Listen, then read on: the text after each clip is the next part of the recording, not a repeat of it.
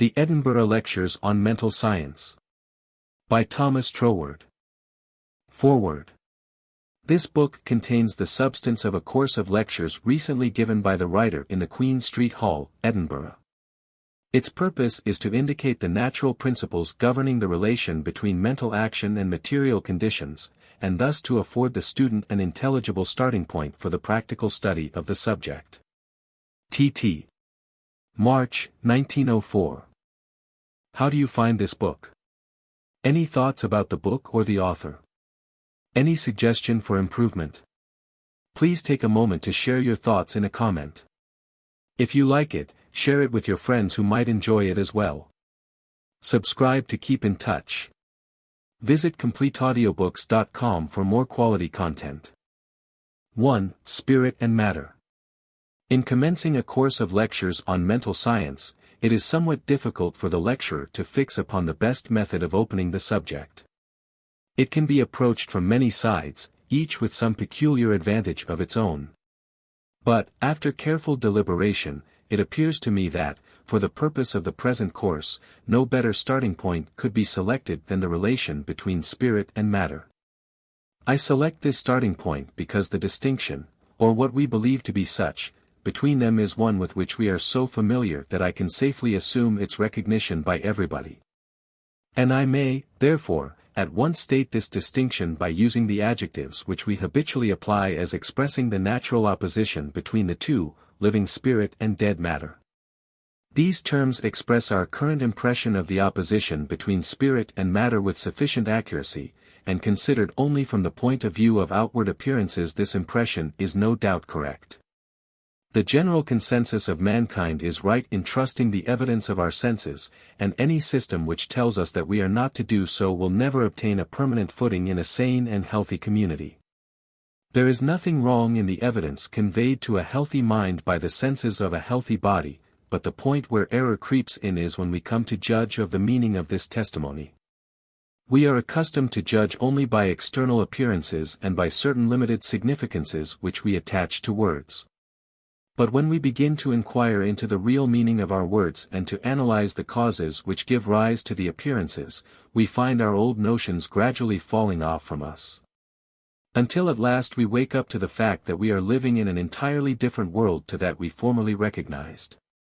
The old limited mode of thought has imperceptibly slipped away, and we discover that we have stepped out into a new order of things where all is liberty and life. This is the work of an enlightened intelligence resulting from persistent determination to discover what truth really is irrespective of any preconceived notions from whatever source derived. The determination to think honestly for ourselves instead of endeavoring to get our thinking done for us. Let us then commence by inquiring what we really mean by the livingness which we attribute to spirit and the deadness which we attribute to matter. At first we may be disposed to say that livingness consists in the power of motion and deadness in its absence, but a little inquiry into the most recent researches of science will soon show us that this distinction does not go deep enough. It is now one of the fully established facts of physical science that no atom of what we call dead matter is without motion. On the table before me lies a solid lump of steel, but in the light of up-to-date science I know that the atoms of that seemingly inert mass are vibrating with the most intense energy, continually dashing hither and thither, impinging upon and rebounding from one another, or circling round like miniature solar systems, with a ceaseless rapidity whose complex activity is enough to bewilder the imagination.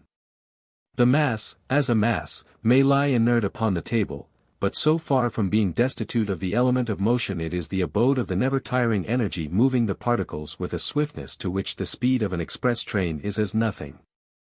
It is, therefore, not the mere fact of motion that is at the root of the distinction which we draw instinctively between spirit and matter, we must go deeper than that. The solution of the problem will never be found by comparing life with what we call deadness, and the reason for this will become apparent later on.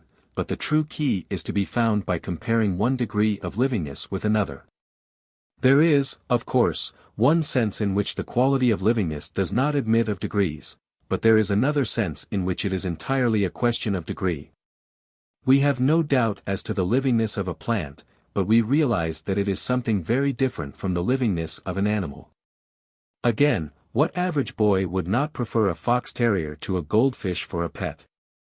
Or, again, why is it that the boy himself is an advance upon the dog? The plant, the fish, the dog, and the boy are all equally alive. But there is a difference in the quality of their livingness about which no one can have any doubt, and no one would hesitate to say that this difference is in the degree of intelligence. In whatever way we turn the subject, we shall always find that what we call the livingness of any individual life is ultimately measured by its intelligence. It is the possession of greater intelligence that places the animal higher in the scale of being than the plant, the man higher than the animal, the intellectual man higher than the savage. The increased intelligence calls into activity modes of motion of a higher order corresponding to itself. The higher the intelligence, the more completely the mode of motion is under its control, and as we descend in the scale of intelligence, the descent is marked by a corresponding increase in automatic motion not subject to the control of a self-conscious intelligence. This descent is gradual from the expanded self-recognition of the highest human personality to that lowest order of visible forms which we speak of as things, and from which self-recognition is entirely absent. We see, then, that the livingness of life consists in intelligence, in other words, in the power of thought. And we may therefore say that the distinctive quality of spirit is thought, and, as the opposite to this, we may say that the distinctive quality of matter is form. We cannot conceive of matter without form. Some form there must be, even though invisible to the physical eye, for matter, to be matter at all, must occupy space, and to occupy any particular space necessarily implies a corresponding form. For these reasons we may lay it down as a fundamental proposition that the distinctive quality of spirit is thought and the distinctive quality of matter is form. This is a radical distinction from which important consequences follow, and should, therefore, be carefully noted by the student. Form implies extension in space and also limitation within certain boundaries. Thought implies neither. When, therefore, we think of life as existing in any particular form, we associate it with the idea of extension in space, so that an elephant may be said to consist of a vastly larger amount of living substance than a mouse. But if we think of life as the fact of livingness, we do not associate it with any idea of extension, and we at once realize that the mouse is quite as much alive as the elephant, notwithstanding the difference in size. The important point of this distinction is that if we can conceive of anything as entirely devoid of the element of extension in space, it must be present in its entire totality anywhere and everywhere, that is to say, at every point of space simultaneously. The scientific definition of time is that it is the period occupied by a body in passing from one given point in space to another, and, therefore, according to this definition, when there is no space there can be no time. And hence that conception of spirit which realizes it as devoid of the element of space must realize it as being devoid of the element of time also. And we therefore find that the conception of spirit as pure thought, and not as concrete form, is the conception of it as subsisting perfectly independently of the elements of time and space. From this it follows that if the idea of anything is conceived as existing on this level, it can only represent that thing as being actually present here and now.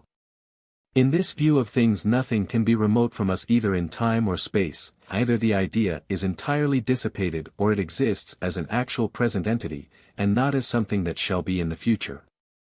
For where there is no sequence in time there can be no future. Similarly, where there is no space there can be no conception of anything as being at a distance from us. When the elements of time and space are eliminated, all our ideas of things must necessarily be as subsisting in a universal here and an everlasting now. This is, no doubt, a highly abstract conception, but I would ask the student to endeavor to grasp it thoroughly, since it is of vital importance in the practical application of mental science, as will appear further on. The opposite conception is that of things expressing themselves through conditions of time and space and thus establishing a variety of relations to other things, as of bulk, distance, and direction, or of sequence in time. These two conceptions are respectively the conception of the abstract and the concrete, of the unconditioned and the conditioned, of the absolute and the relative. They are not opposed to each other in the sense of incompatibility, but are each the complement of the other, and the only reality is in the combination of the two.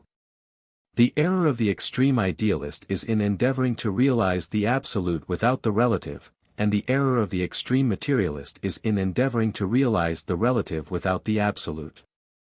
On the one side the mistake is in trying to realize an inside without an outside, and on the other in trying to realize an outside without an inside. Both are necessary to the formation of a substantial entity. 2. The higher mode of intelligence controls the lower. We have seen that the descent from personality, as we know it in ourselves, to matter, as we know it under what we call inanimate forms, is a gradual descent in the scale of intelligence from that mode of being which is able to realize its own will power as a capacity for originating new trains of causation to that mode of being which is incapable of recognizing itself at all. The higher the grade of life, the higher the intelligence, from which it follows that the supreme principle of life must also be the ultimate principle of intelligence. This is clearly demonstrated by the grand natural order of the universe. In the light of modern science the principle of evolution is familiar to us all, and the accurate adjustment existing between all parts of the cosmic scheme is too self-evident to need insisting upon. Every advance in science consists in discovering new subtleties of connection in this magnificent universal order, which already exists and only needs our recognition to bring it into practical use. If, then, the highest work of the greatest minds consists in nothing else than the recognition of an already existing order, there is no getting away from the conclusion that a paramount intelligence must be inherent in the life principle, which manifests itself as this order. And thus we see that there must be a great cosmic intelligence underlying the totality of things. The physical history of our planet shows us first an incandescent nebula dispersed over vast infinitudes of space. Later this condenses into a central sun surrounded by a family of glowing planets hardly yet consolidated from the plastic primordial matter, then succeed untold millenniums of slow geological formation. An earth peopled by the lowest forms of life, whether vegetable or animal, from which crude beginnings a majestic, unceasing, unhurried, forward movement brings things stage by stage to the condition in which we know them now. Looking at this steady progression it is clear that, however we may conceive the nature of the evolutionary principle, it unerringly provides for the continual advance of the race. But it does this by creating such numbers of each kind that, after allowing a wide margin for all possible accidents to individuals, the race shall still continue. So careful of the type it seems. So careless of the single life.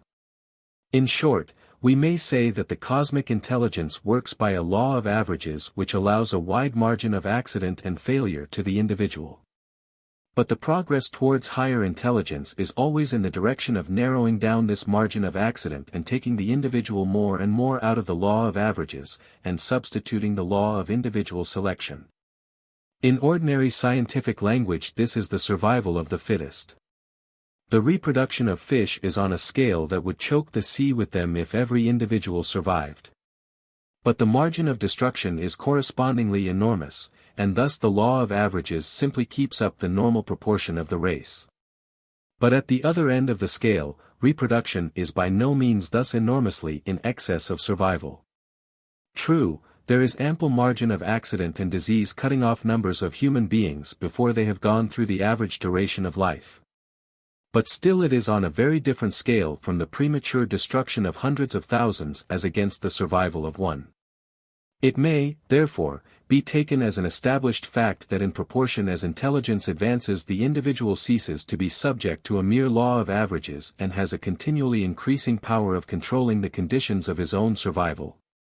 We see, therefore, that there is a marked distinction between the cosmic intelligence and the individual intelligence, and that the factor which differentiates the latter from the former is the presence of individual volition. Now the business of mental science is to ascertain the relation of this individual power of volition to the great cosmic law which provides for the maintenance and advancement of the race. And the point to be carefully noted is that the power of individual volition is itself the outcome of the cosmic evolutionary principle at the point where it reaches its highest level. The effort of nature has always been upwards from the time when only the lowest forms of life peopled the globe. And it has now culminated in the production of a being with a mind capable of abstract reasoning and a brain fitted to be the physical instrument of such a mind. At this stage the all-creating life principle reproduces itself in a form capable of recognizing the working of the evolutionary law, and the unity and continuity of purpose running through the whole progression until now indicates, beyond a doubt, that the place of such a being in the universal scheme must be to introduce the operation of that factor which, up to this point, has been conspicuous by its absence, the factor, namely, of intelligent individual volition. The evolution which has brought us up to this standpoint has worked by a cosmic law of averages. It has been a process in which the individual himself has not taken a conscious part.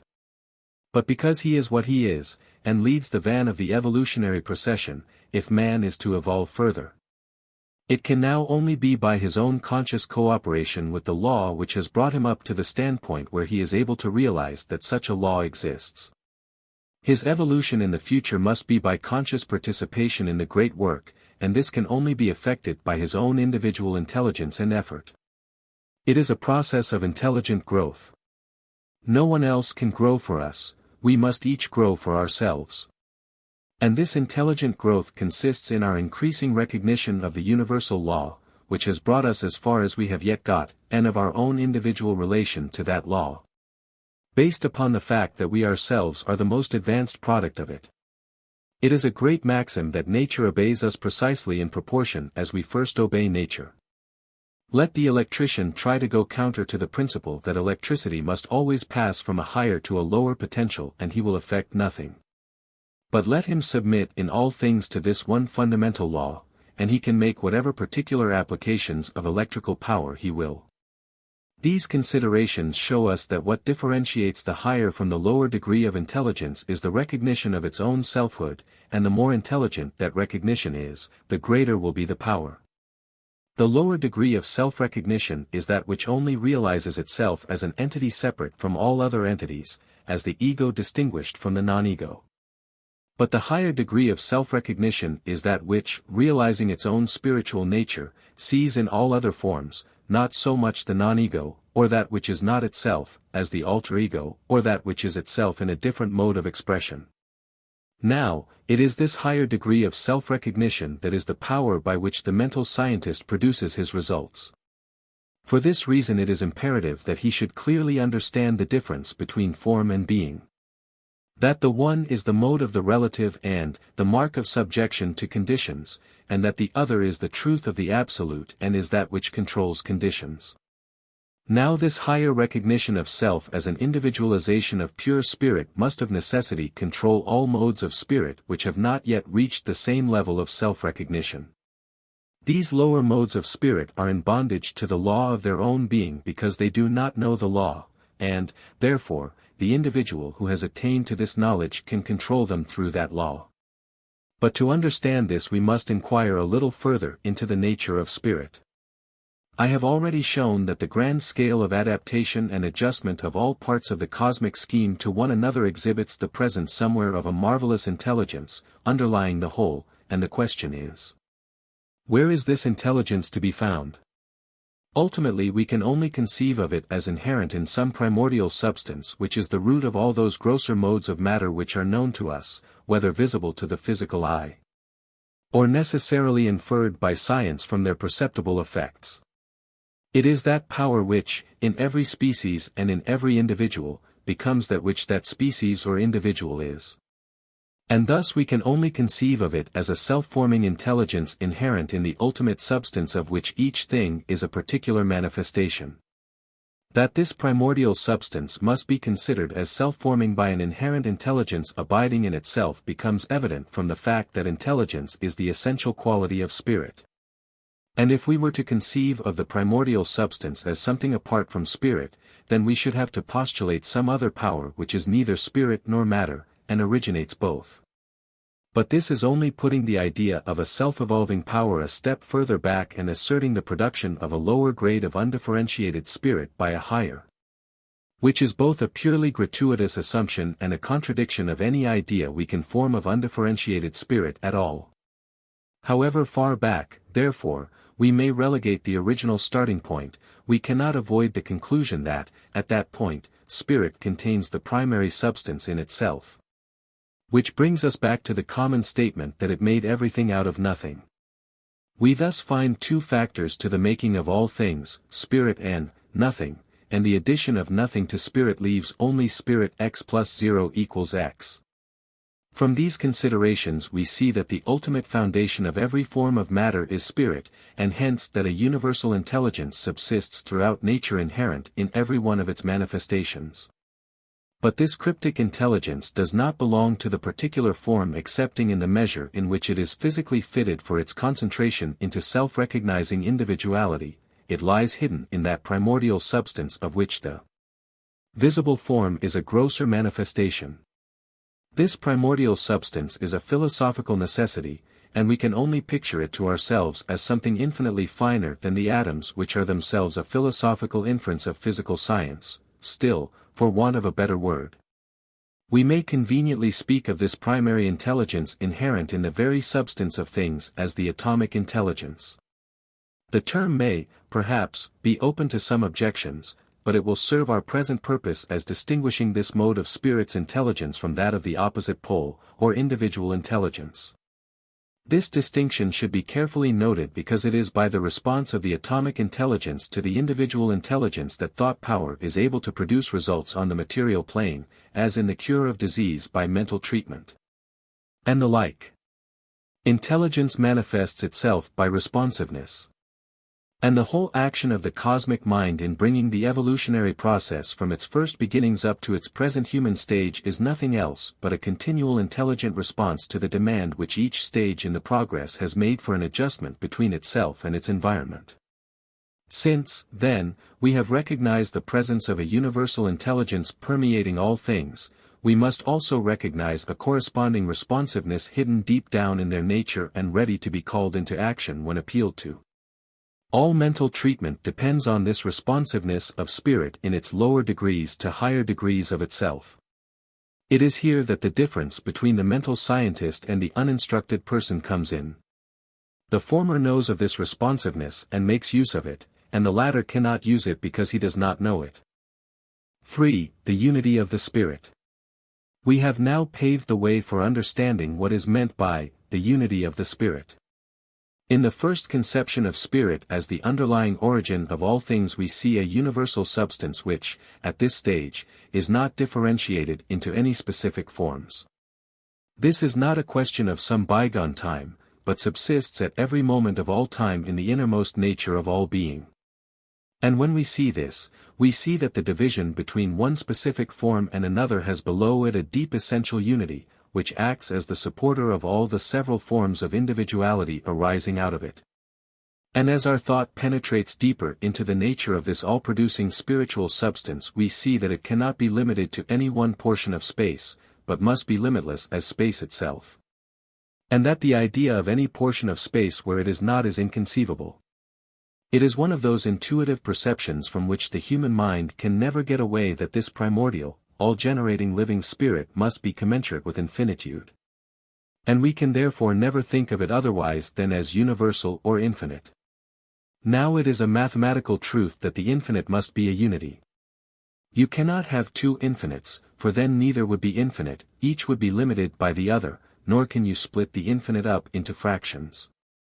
The infinite is mathematically essential unity.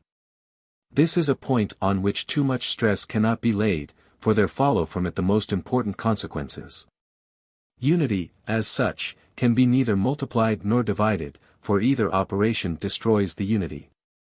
By multiplying, we produce a plurality of units of the same scale as the original, and by dividing, we produce a plurality of units of a smaller scale.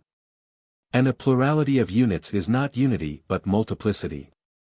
Therefore if we would penetrate below the outward nature of the individual to that innermost principle of his being from which his individuality takes its rise, we can do so only by passing beyond the conception of individual existence into that of the unity of universal being.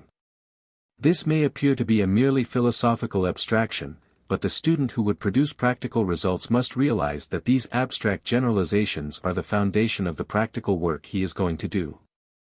Now the great fact to be recognized about a unity is that, because it is a single unit, wherever it is at all the whole of it must be.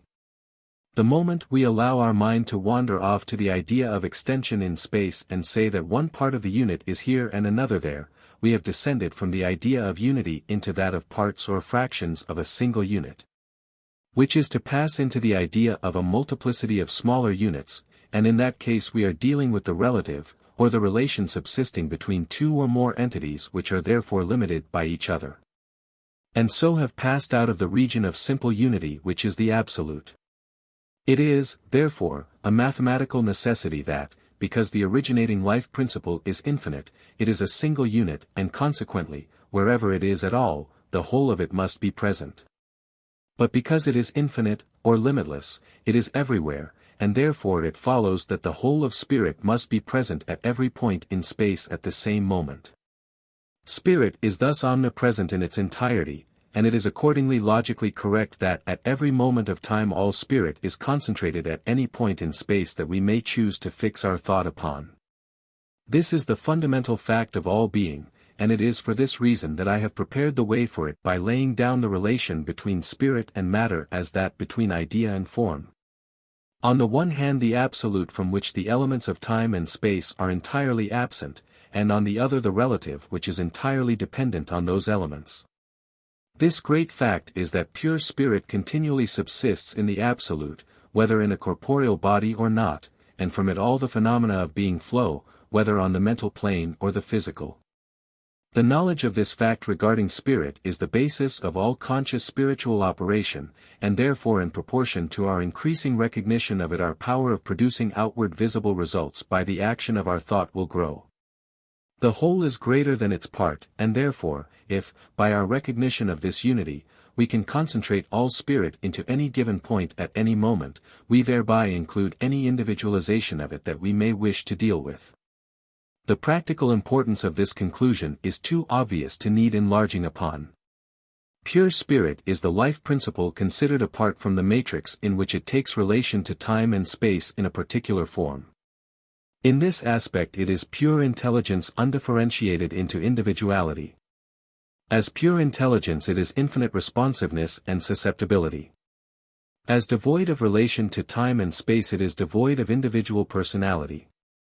It is, therefore, in this aspect a purely impersonal element upon which, by reason of its inherent intelligence and susceptibility, we can impress any recognition of personality that we will. These are the great facts that the mental scientist works with, and the student will do well to ponder deeply on their significance and on the responsibilities which their realization must necessarily carry with it.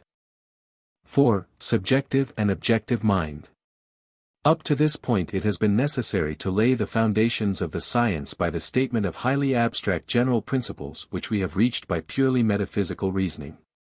We now pass on to the consideration of certain natural laws which have been established by a long series of experiments and observations, the full meaning and importance of which will become clear when we see their application to the general principles which have hitherto occupied our attention.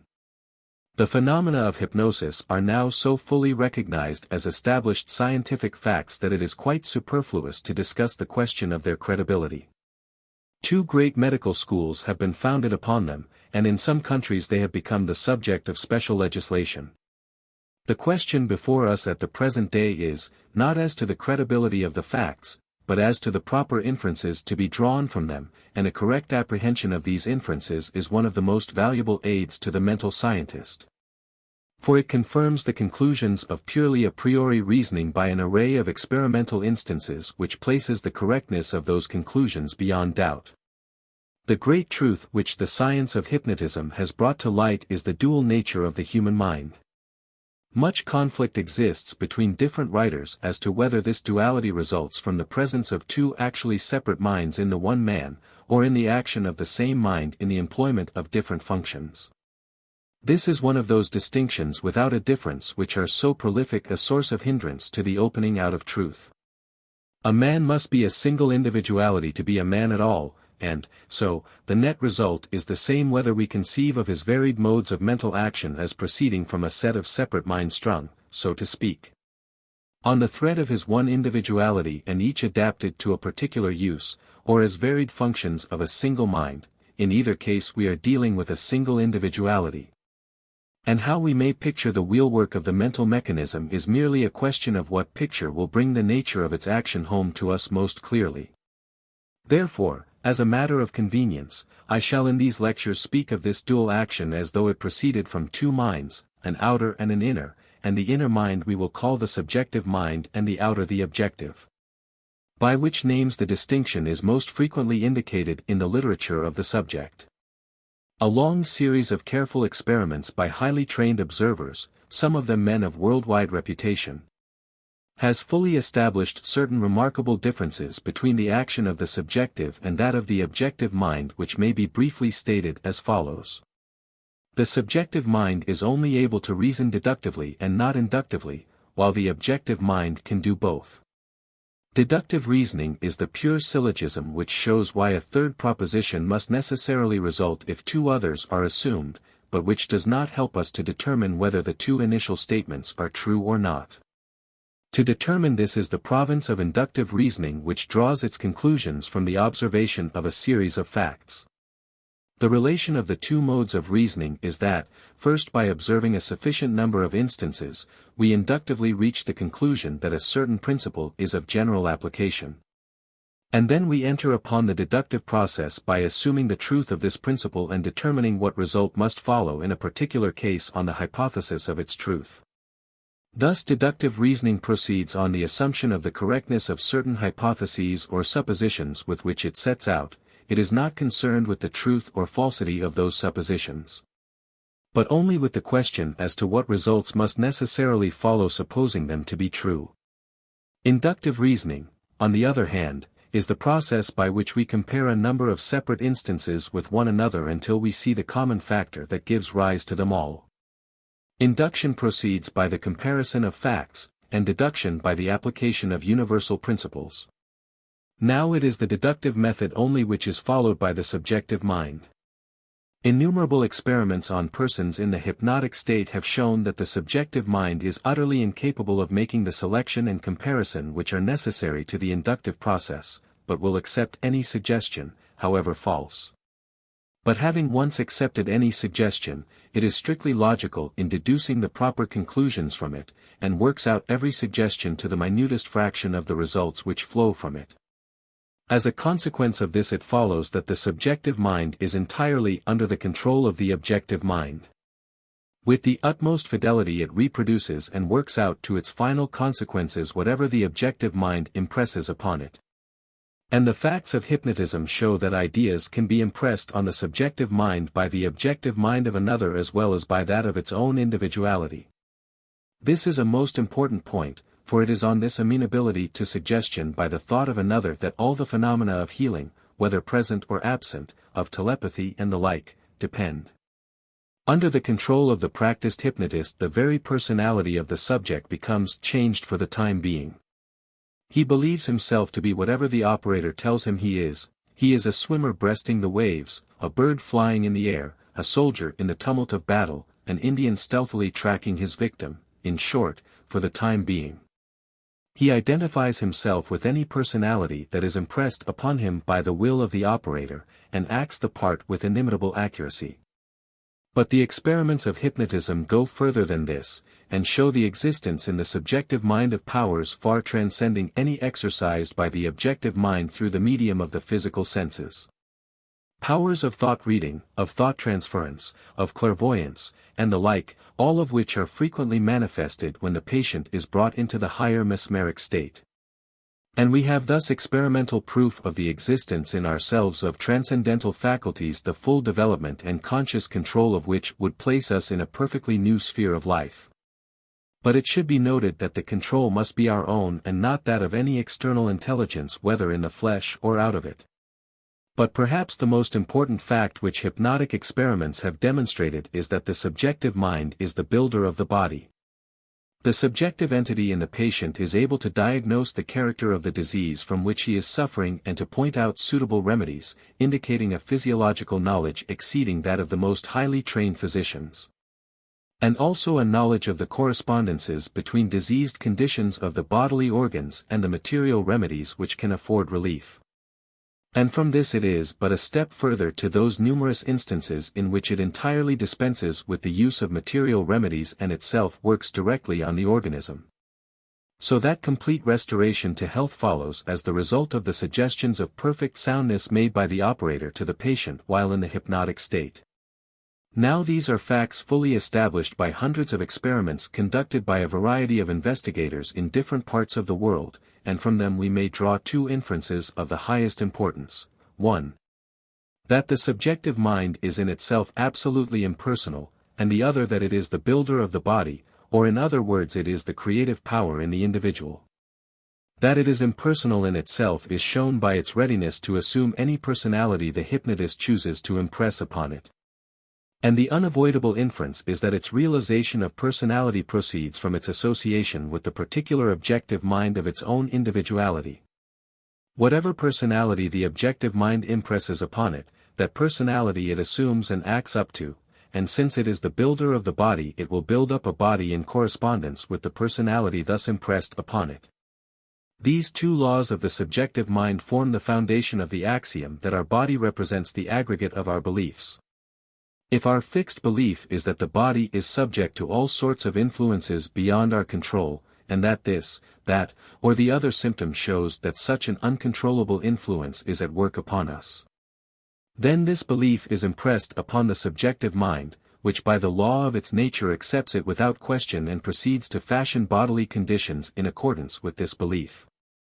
Again, if our fixed belief is that certain material remedies are the only means of cure, then we find in this belief the foundation of all medicine. There is nothing unsound in the theory of medicine. It is the strictly logical correspondence with the measure of knowledge which those who rely on it are as yet able to assimilate, and it acts accurately in accordance with their belief that in a large number of cases medicine will do good. But also in many instances it fails. Therefore, for those who have not yet reached a more interior perception of the law of nature, the healing agency of medicine is a most valuable aid to the alleviation of physical maladies. The error to be combated is not the belief that, in its own way, medicine is capable of doing good, but the belief that there is no higher or better way.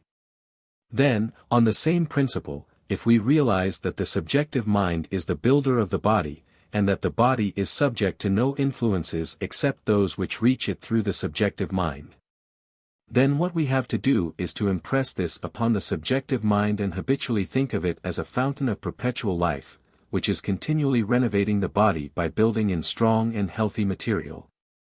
In the most complete independence of any influences of any sort, save those of our own desire impressed upon our own subjective mind by our own thought.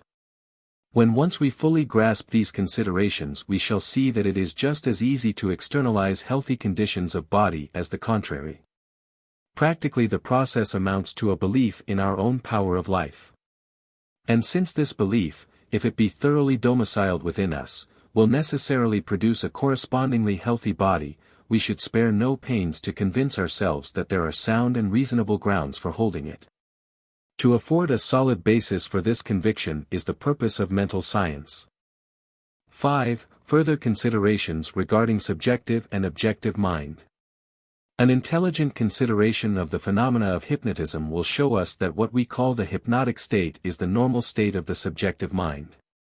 It always conceives of itself in accordance with some suggestion conveyed to it, either consciously or unconsciously to the mode of objective mind which governs it, and it gives rise to corresponding external results.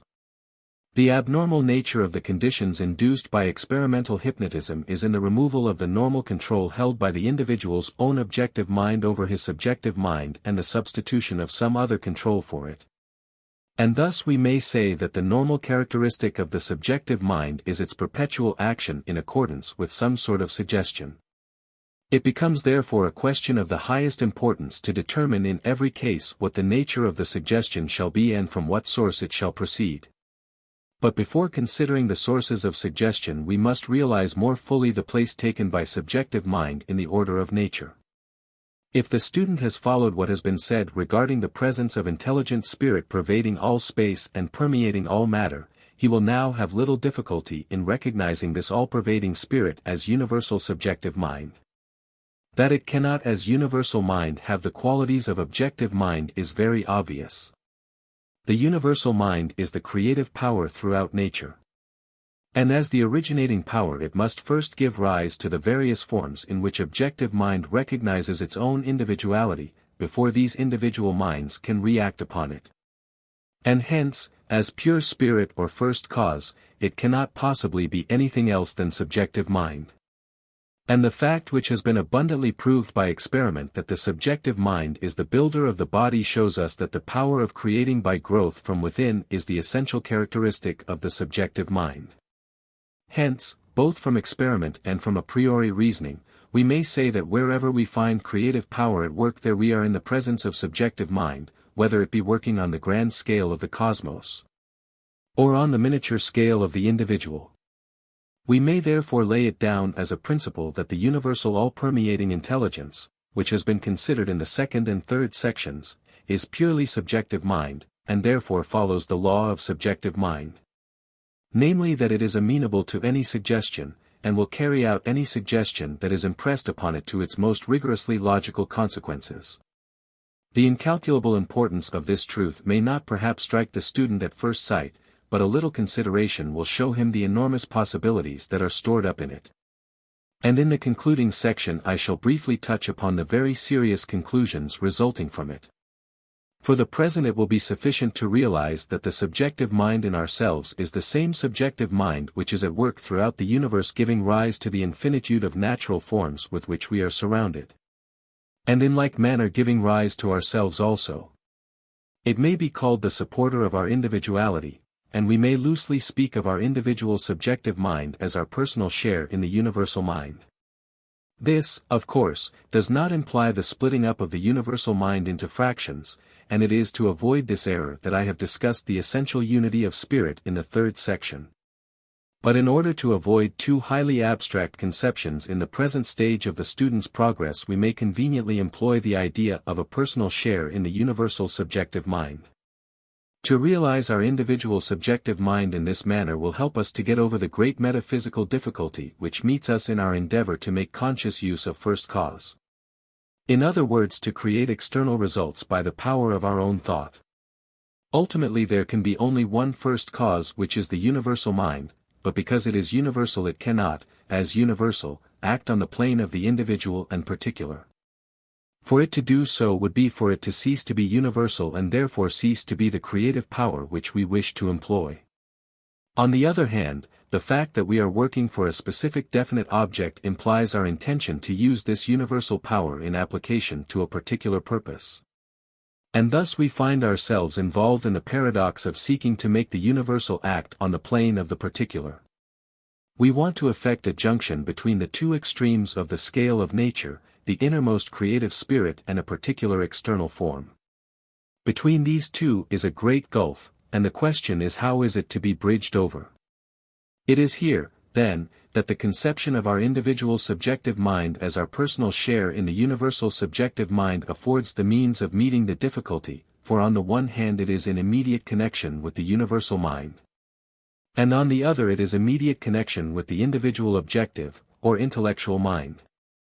And this in its turn is in immediate connection with the world of externalization, which is conditioned in time and space. And thus the relation between the subjective and objective minds in the individual forms the bridge which is needed to connect the two extremities of the scale. The individual subjective mind may therefore be regarded as the organ of the absolute in precisely the same way that the objective mind is the organ of the relative. And it is in order to regulate our use of these two organs that it is necessary to understand what the terms absolute and relative actually mean. The absolute is that idea of a thing which contemplates it as existing in itself and not in relation to something else, that is to say, which contemplates the essence of it. And the relative is that idea of a thing which contemplates it as related to other things, that is to say, as circumscribed by a certain environment. The absolute is the region of causes, and the relative is the region of conditions. And hence, if we wish to control conditions, this can only be done by our thought power operating on the plane of the absolute, which it can do only through the medium of the subjective mind. The conscious use of the creative power of thought consists in the attainment of the power of thinking in the absolute, and this can only be attained by a clear conception of the interaction between our different mental functions. For this purpose the student cannot too strongly impress upon himself that subjective mind, on whatever scale, is intensely sensitive to suggestion. And as creative power works accurately to the externalization of that suggestion which is most deeply impressed upon it. If then, we would take any idea out of the realm of the relative, where it is limited and restricted by conditions imposed upon it through surrounding circumstances, and transfer it to the realm of the absolute where it is not thus limited. A right recognition of our mental constitution will enable us to do this by a clearly defined method. The object of our desire is necessarily first conceived by us as bearing some relation to existing circumstances, which may, or may not, appear favorable to it. And what we want to do is to eliminate the element of contingency and attain something which is certain in itself. To do this is to work upon the plane of the absolute, and for this purpose we must endeavor to impress upon our subjective mind the idea of that which we desire quite apart from any conditions. This separation from the elements of condition implies the elimination of the idea of time, and consequently we must think of the thing as already in actual existence. Unless we do this we are not consciously operating upon the plane of the absolute, and are therefore not employing the creative power of our thought. The simplest practical method of gaining the habit of thinking in this manner is to conceive the existence in the spiritual world of a spiritual prototype of every existing thing, which becomes the root of the corresponding external existence. If we thus habituate ourselves to look on the spiritual prototype as the essential being of the thing, and the material form as the growth of this prototype into outward expression, then we shall see that the initial step to the production of any external fact must be the creation of its spiritual prototype.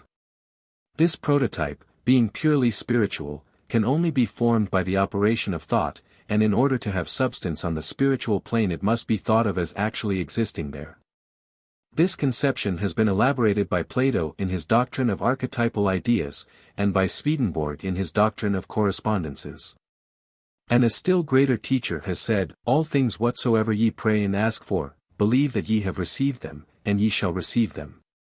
Mark 11:24, RV. The difference of the tenses in this passage is remarkable. The speaker bids us first to believe that our desire has already been fulfilled, that it is a thing already accomplished, and then its accomplishment will follow as a thing in the future. This is nothing else than a concise direction for making use of the creative power of thought by impressing upon the universal subjective mind the particular thing which we desire as an already existing fact. In following this direction we are thinking on the plane of the absolute and eliminating from our minds all consideration of conditions, which imply limitation and the possibility of adverse contingencies. And we are thus planting a seed which, if left undisturbed, will infallibly germinate into external fruition. By thus making intelligent use of our subjective mind, we, so to speak, create a nucleus, which is no sooner created than it begins to exercise an attractive force, drawing to itself material of a like character with its own. And if this process is allowed to go on undisturbed, it will continue until an external form corresponding to the nature of the nucleus comes out into manifestation on the plane of the objective and relative. This is the universal method of nature on every plane. Some of the most advanced thinkers in modern physical science, in the endeavor to probe the great mystery of the first origin of the world, have postulated the formation of what they call vortex rings formed from an infinitely fine primordial substance.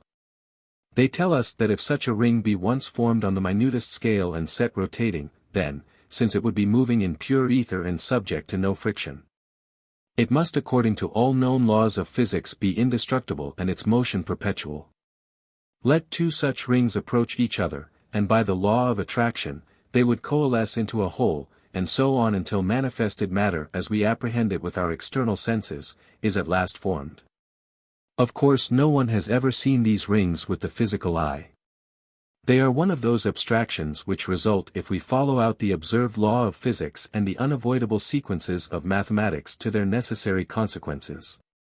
We cannot account for the things that we can see unless we assume the existence of other things which we cannot, and the vortex theory is one of these assumptions. This theory has not been put forward by mental scientists but by purely physical scientists as the ultimate conclusion to which their researches have led them. And this conclusion is that all the innumerable forms of nature have their origin in the infinitely minute nucleus of the vortex ring, by whatever means the vortex ring may have received its initial impulse, a question with which physical science, as such, is not concerned. As the vortex theory accounts for the formation of the inorganic world, so does biology account for the formation of the living organism. That also has its origin in a primary nucleus which, as soon as it is established, operates as a center of attraction for the formation of all those physical organs of which the perfect individual is composed. The science of embryology shows that this rule holds good without exception throughout the whole range of the animal world, including man, and botany shows the same principle at work throughout the vegetable world. All branches of physical science demonstrate the fact that every completed manifestation, of whatever kind and on whatever scale, is started by the establishment of a nucleus, infinitely small but endowed with an unquenchable energy of attraction, causing it to steadily increase in power and definiteness of purpose, until the process of growth is completed and the matured form stands out as an accomplished fact. Now if this be the universal method of nature, there is nothing unnatural in supposing that it must begin its operation at a stage further back than the formation of the material nucleus. As soon as that is called into being it begins to operate by the law of attraction on the material plane. But what is the force which originates the material nucleus? Let a recent work on physical science give us the answer. In its ultimate essence, energy may be incomprehensible by us except as an exhibition of the direct operation of that which we call mind or will.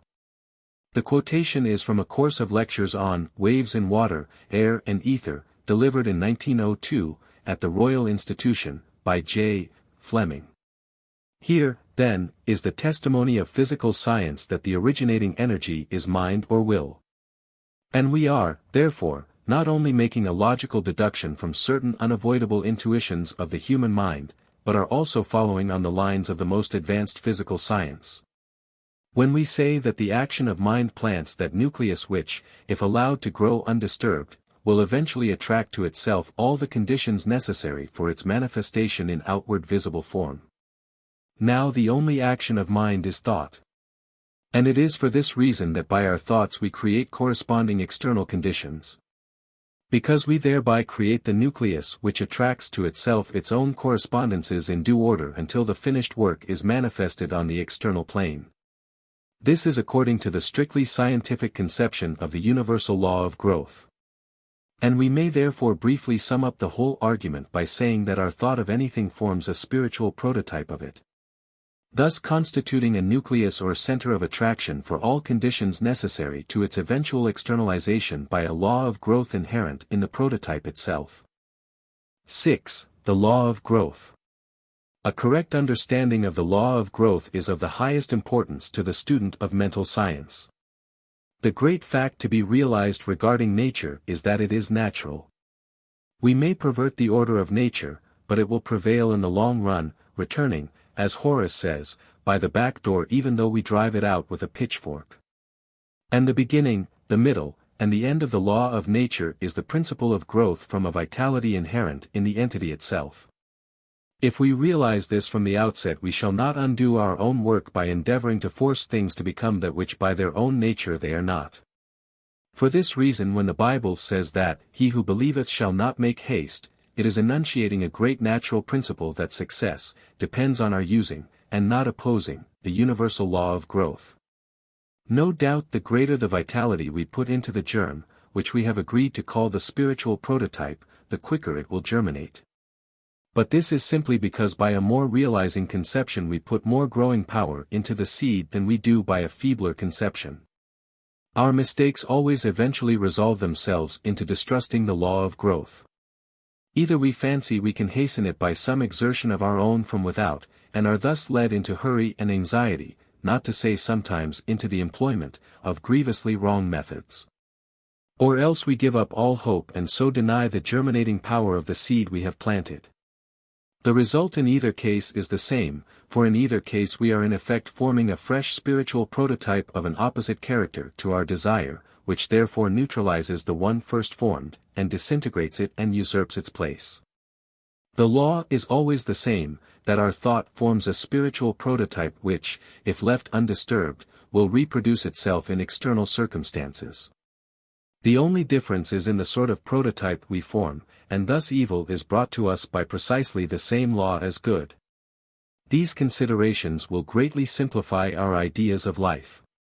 We have no longer to consider two forces, but only one, as being the cause of all things, the difference between good and evil resulting simply from the direction in which this force is made to flow.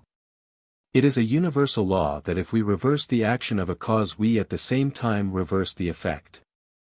With the same apparatus we can commence by mechanical motion which will generate electricity, or we can commence with electricity which will generate mechanical motion, or to take a simple arithmetical instance, if 10 divided by 2 is equal to 5, then 10 divided by 5 is equal to 2. And therefore if we once recognize the power of thought to produce any results at all, we shall see that the law by which negative thought produces negative results is the same by which positive thought produces positive results. Therefore all our distrust of the law of growth, whether shown in the anxious endeavor to bring pressure to bear from without, or in allowing despair to take the place of cheerful expectation, is reversing the action of the original cause and consequently reversing the nature of the results. It is for this reason that the Bible, which is the most deeply occult of all books, continually lays so much stress upon the efficiency of faith and the destructive influence of unbelief. And in like manner, all books on every branch of spiritual science emphatically warn us against the admission of doubt or fear. They are the inversion of the principle which builds up, and they are therefore the principle which pulls down. But the law itself never changes, and it is on the unchangeableness of the law that all mental science is founded. We are accustomed to realize the unchangeableness of natural law in our everyday life. And it should therefore not be difficult to realize that the same unchangeableness of law which obtains on the visible side of nature obtains on the invisible side as well. The variable factor is, not the law, but our own volition, and it is by combining this variable factor with the invariable one that we can produce the various results we desire. The principle of growth is that of inherent vitality in the seed itself, and the operations of the gardener have their exact analogue in mental science. We do not put the self-expansive vitality into the seed, but we must sow it, and we may also, so to speak, water it by quiet concentrated contemplation of our desire as an actually accomplished fact.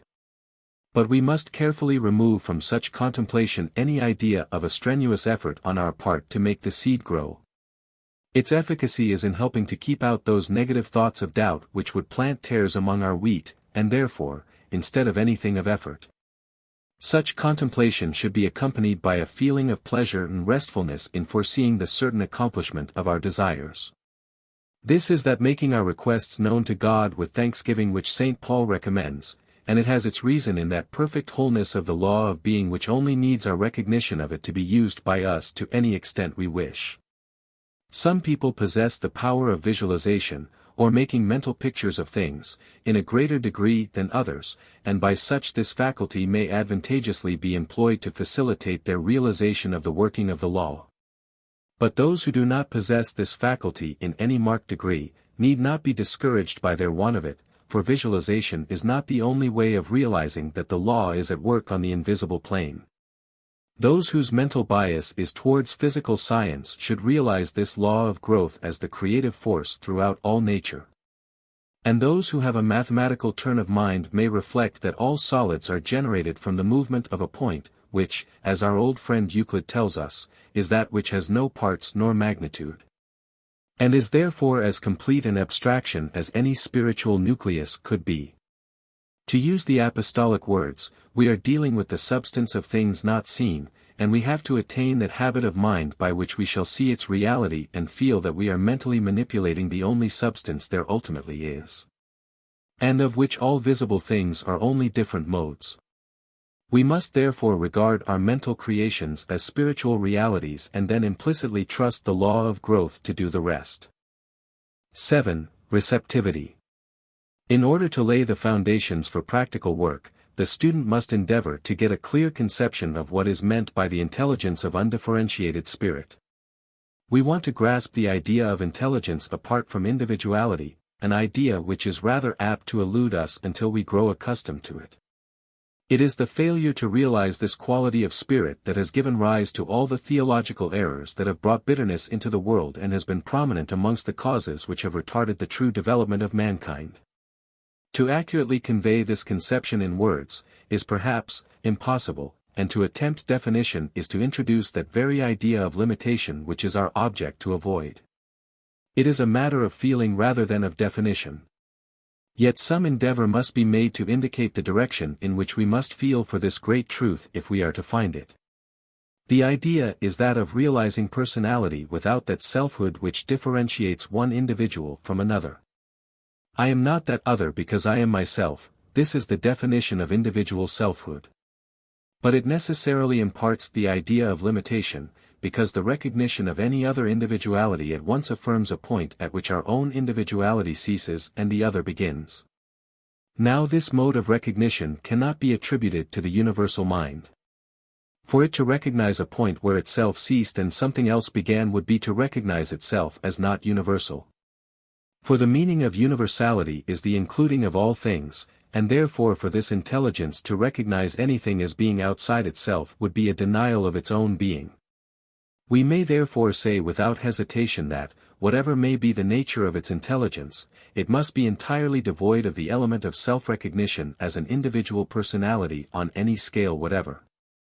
Seen in this light, it is at once clear that the originating all-pervading spirit is the grand impersonal principle of life which gives rise to all the particular manifestations of nature.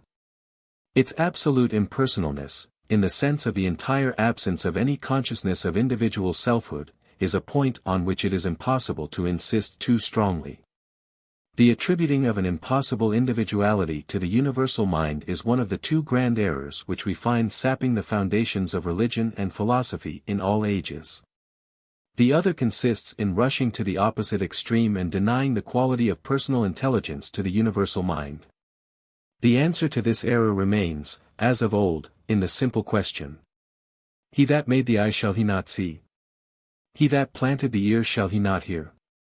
Or to use a popular proverb, you cannot get out of a bag more than there is in it. And consequently the fact that we ourselves are centers of personal intelligence is proof that the infinite, from which these centers are concentrated, must be infinite intelligence.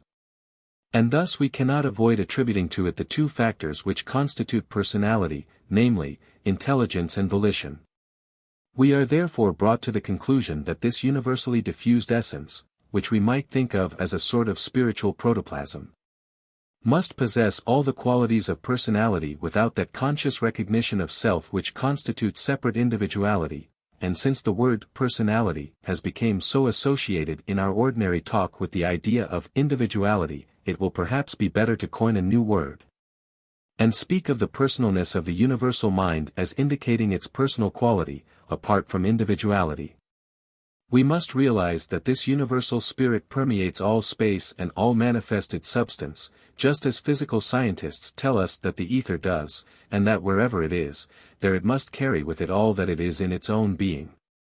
And we shall then see that we are in the midst of an ocean of undifferentiated yet intelligent life, above, below, and all around, and permeating ourselves both mentally and corporeally, and all other beings as well.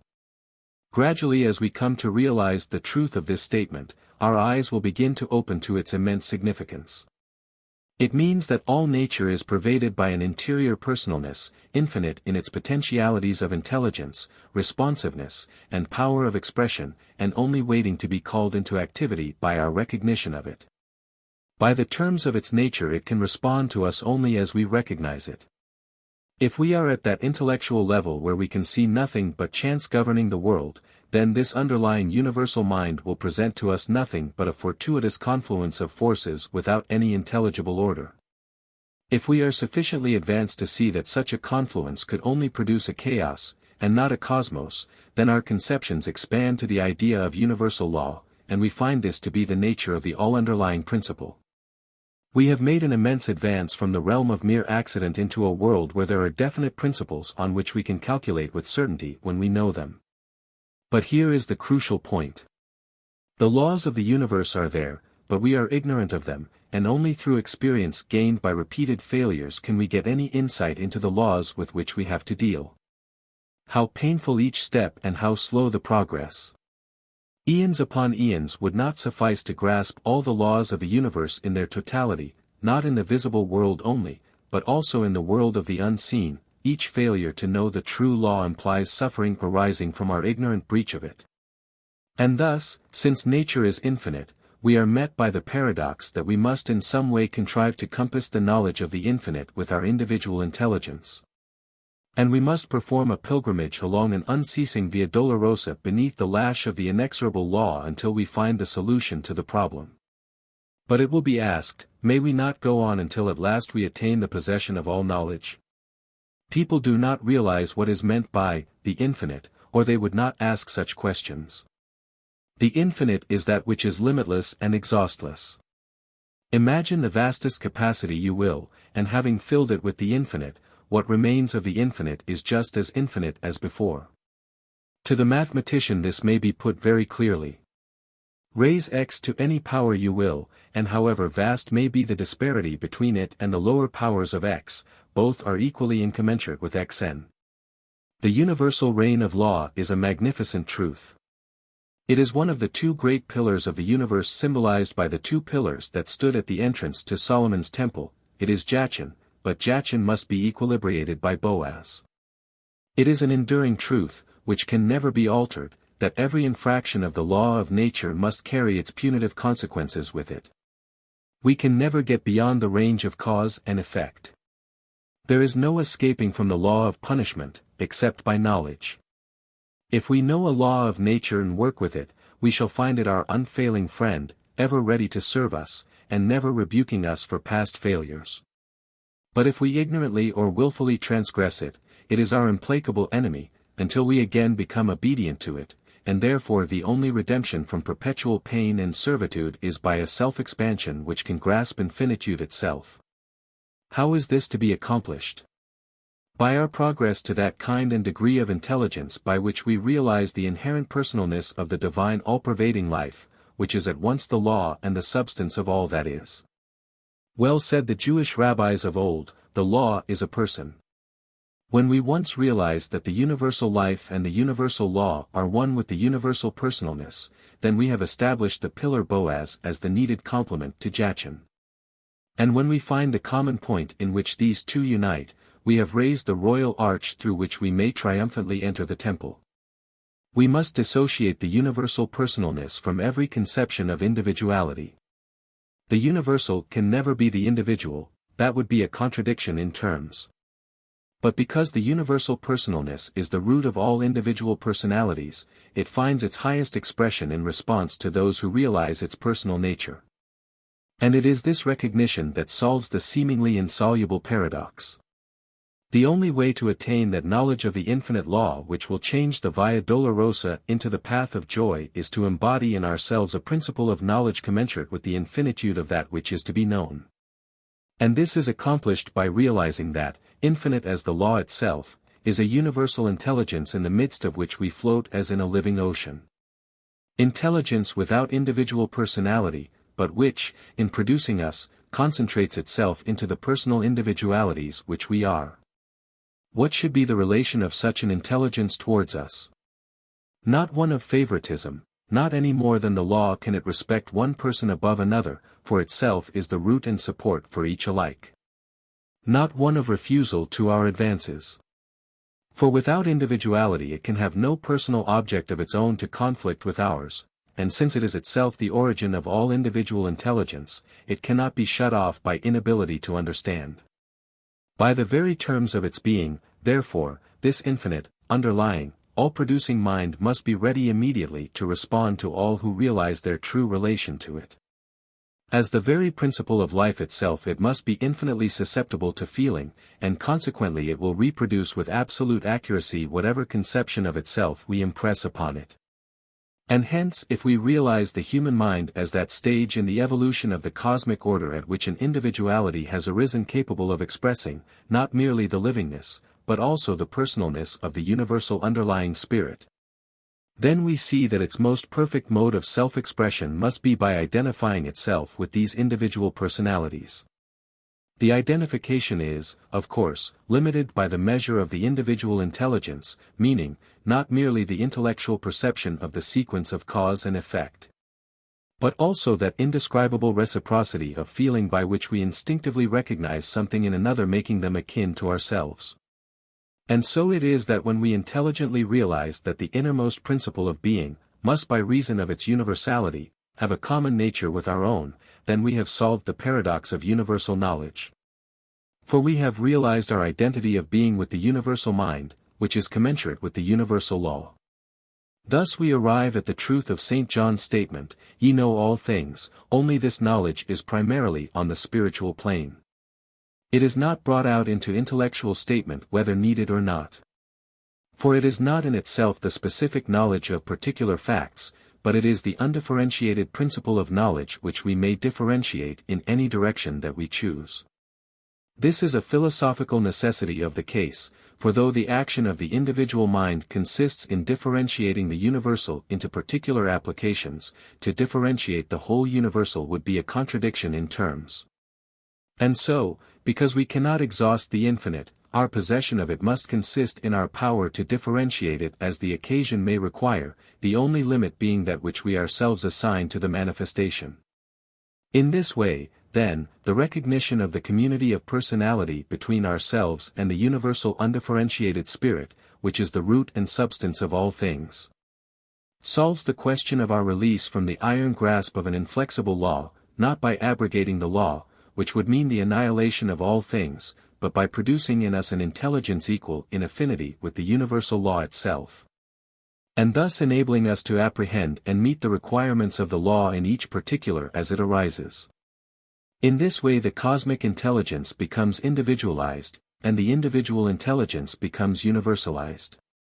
The two became one, and in proportion as this unity is realized and acted on, it will be found that the law, which gives rise to all outward conditions, whether of body or of circumstances, becomes more and more clearly understood, and can therefore be more freely made use of, so that by steady, intelligent endeavor to unfold upon these lines we may reach degrees of power to which it is impossible to assign any limits.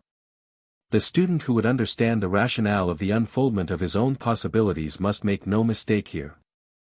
He must realize that the whole process is that of bringing the universal within the grasp of the individual by raising the individual to the level of the universal and not vice versa. It is a mathematical truism that you cannot contract the infinite, and that you can expand the individual, and it is precisely on these lines that evolution works. The laws of nature cannot be altered in the least degree. But we can come into such a realization of our own relation to the universal principle of law that underlies them as to be able to press all particular laws, whether of the visible or invisible side of nature, into our service and so find ourselves masters of the situation. This is to be accomplished by knowledge, and the only knowledge which will effect this purpose in all its measureless immensity is the knowledge of the personal element in universal spirit in its reciprocity to our own personality. Our recognition of this spirit must therefore be twofold, as the principle of necessary sequence, order or law, and also as the principle of intelligence, responsive to our own recognition of it. 8. Reciprocal action of the universal and individual minds. It must be admitted that the foregoing considerations bring us to the borders of theological speculation. But the student must bear in mind that as a mental scientist it is his business to regard even the most exalted spiritual phenomena from a purely scientific standpoint, which is that of the working of a universal natural law.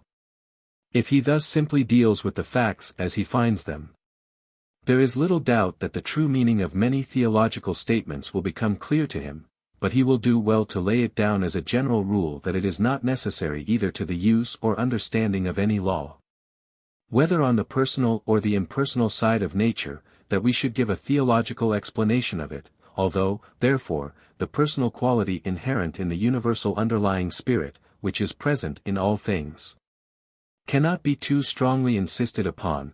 We must remember that in dealing with it we are still dealing with a purely natural power which reappears at every point with protean variety of form, whether as person, animal, or thing. In each case what it becomes to any individual is exactly measured by that individual's recognition of it. To each and all it bears the relation of supporter of the race, and where the individual development is incapable of realizing anything more, this is the limit of the relation. But as the individual's power of recognition expands, he finds a reciprocal expansion on the part of this intelligent power which gradually develops into the consciousness of intimate companionship between the individualized mind and the unindividualized source of it. Now this is exactly the relation which, on ordinary scientific principles, we should expect to find between the individual and the cosmic mind, on the supposition that the cosmic mind is subjective mind. And for reasons already given we can regard it in no other light. As subjective mind it must reproduce exactly the conception of itself which the objective mind of the individual, acting through his own subjective mind, impresses upon it. And at the same time as creative mind, it builds up external facts in correspondence with this conception.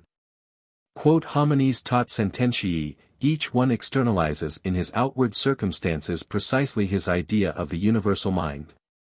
And the man who realizes that by the natural law of mind he can bring the universal mind into perfectly reciprocal action with its own, will on the one hand make it a source of infinite instruction, and on the other a source of infinite power.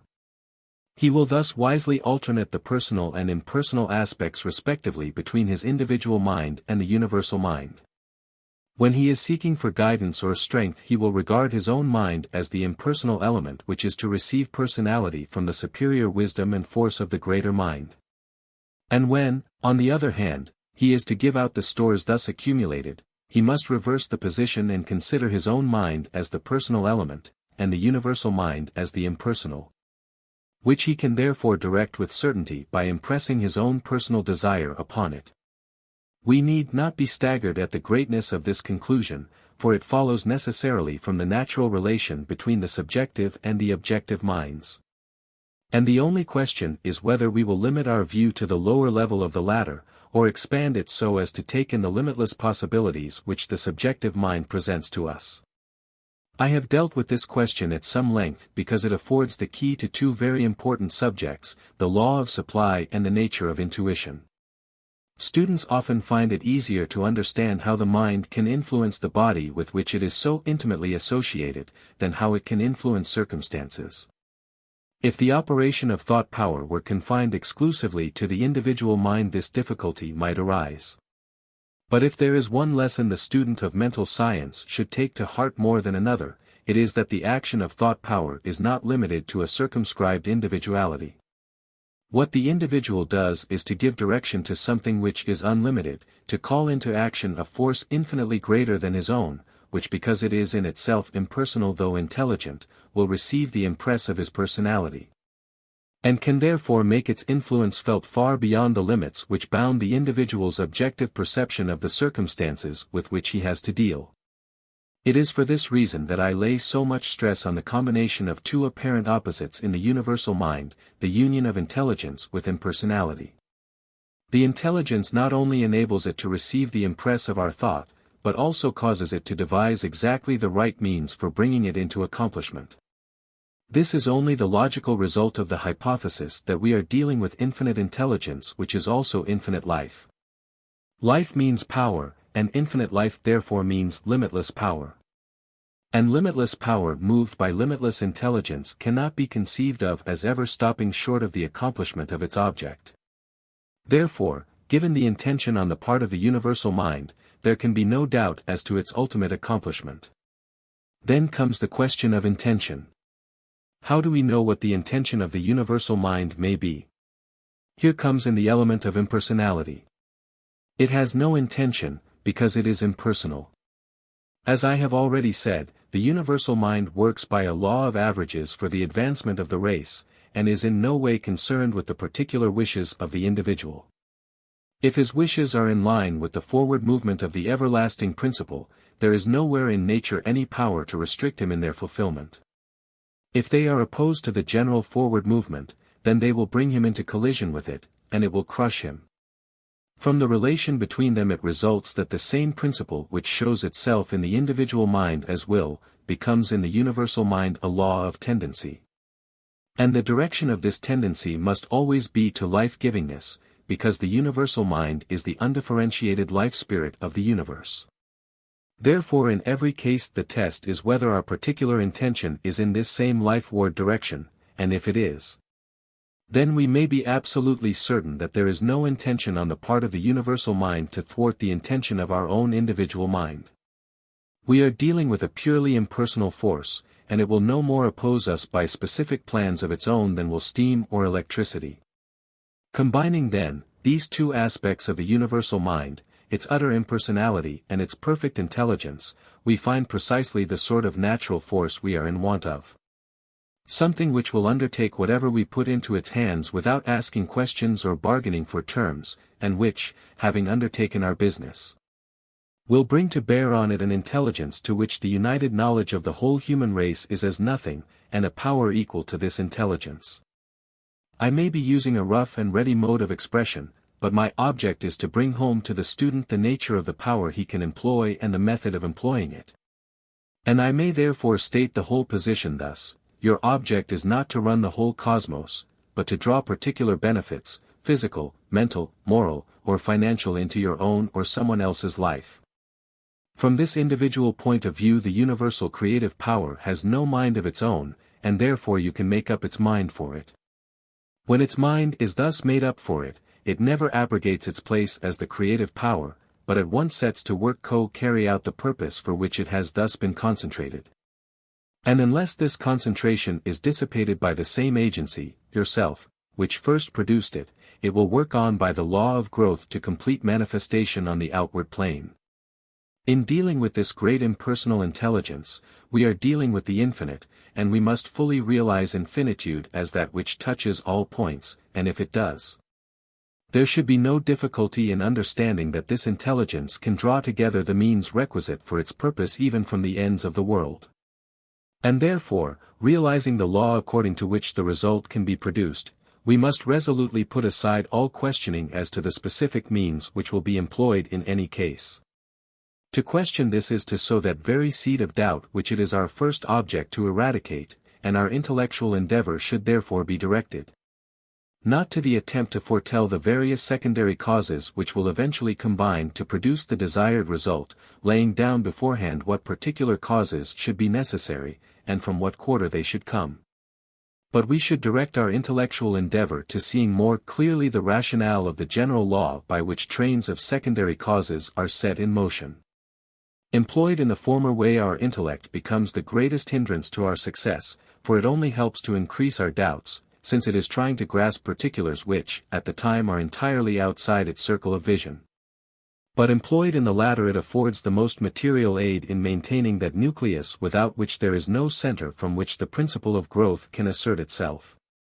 The intellect can only deduce consequences from facts which it is able to state, and consequently cannot deduce any assurance from facts of whose existence it cannot yet have any knowledge through the medium of the outward senses. But for the same reason it can realize the existence of a law by which the as yet unmanifested circumstances may be brought into manifestation. Thus used in its right order, the intellect becomes the handmaid of that more interior power within us which manipulates the unseen substance of all things, and which we may call relative first cause.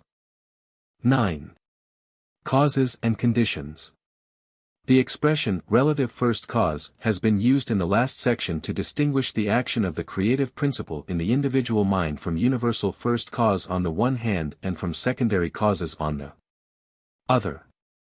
As it exists in us, primary causation is the power to initiate a train of causation directed to an individual purpose. As the power of initiating a fresh sequence of cause and effect it is first cause, and as referring to an individual purpose it is relative, and it may therefore be spoken of as relative first cause. Or the power of primary causation manifested by the individual. The understanding and use of this power is the whole object of mental science, and it is therefore necessary that the student should clearly see the relation between causes and conditions. A simple illustration will go further for this purpose than any elaborate explanation.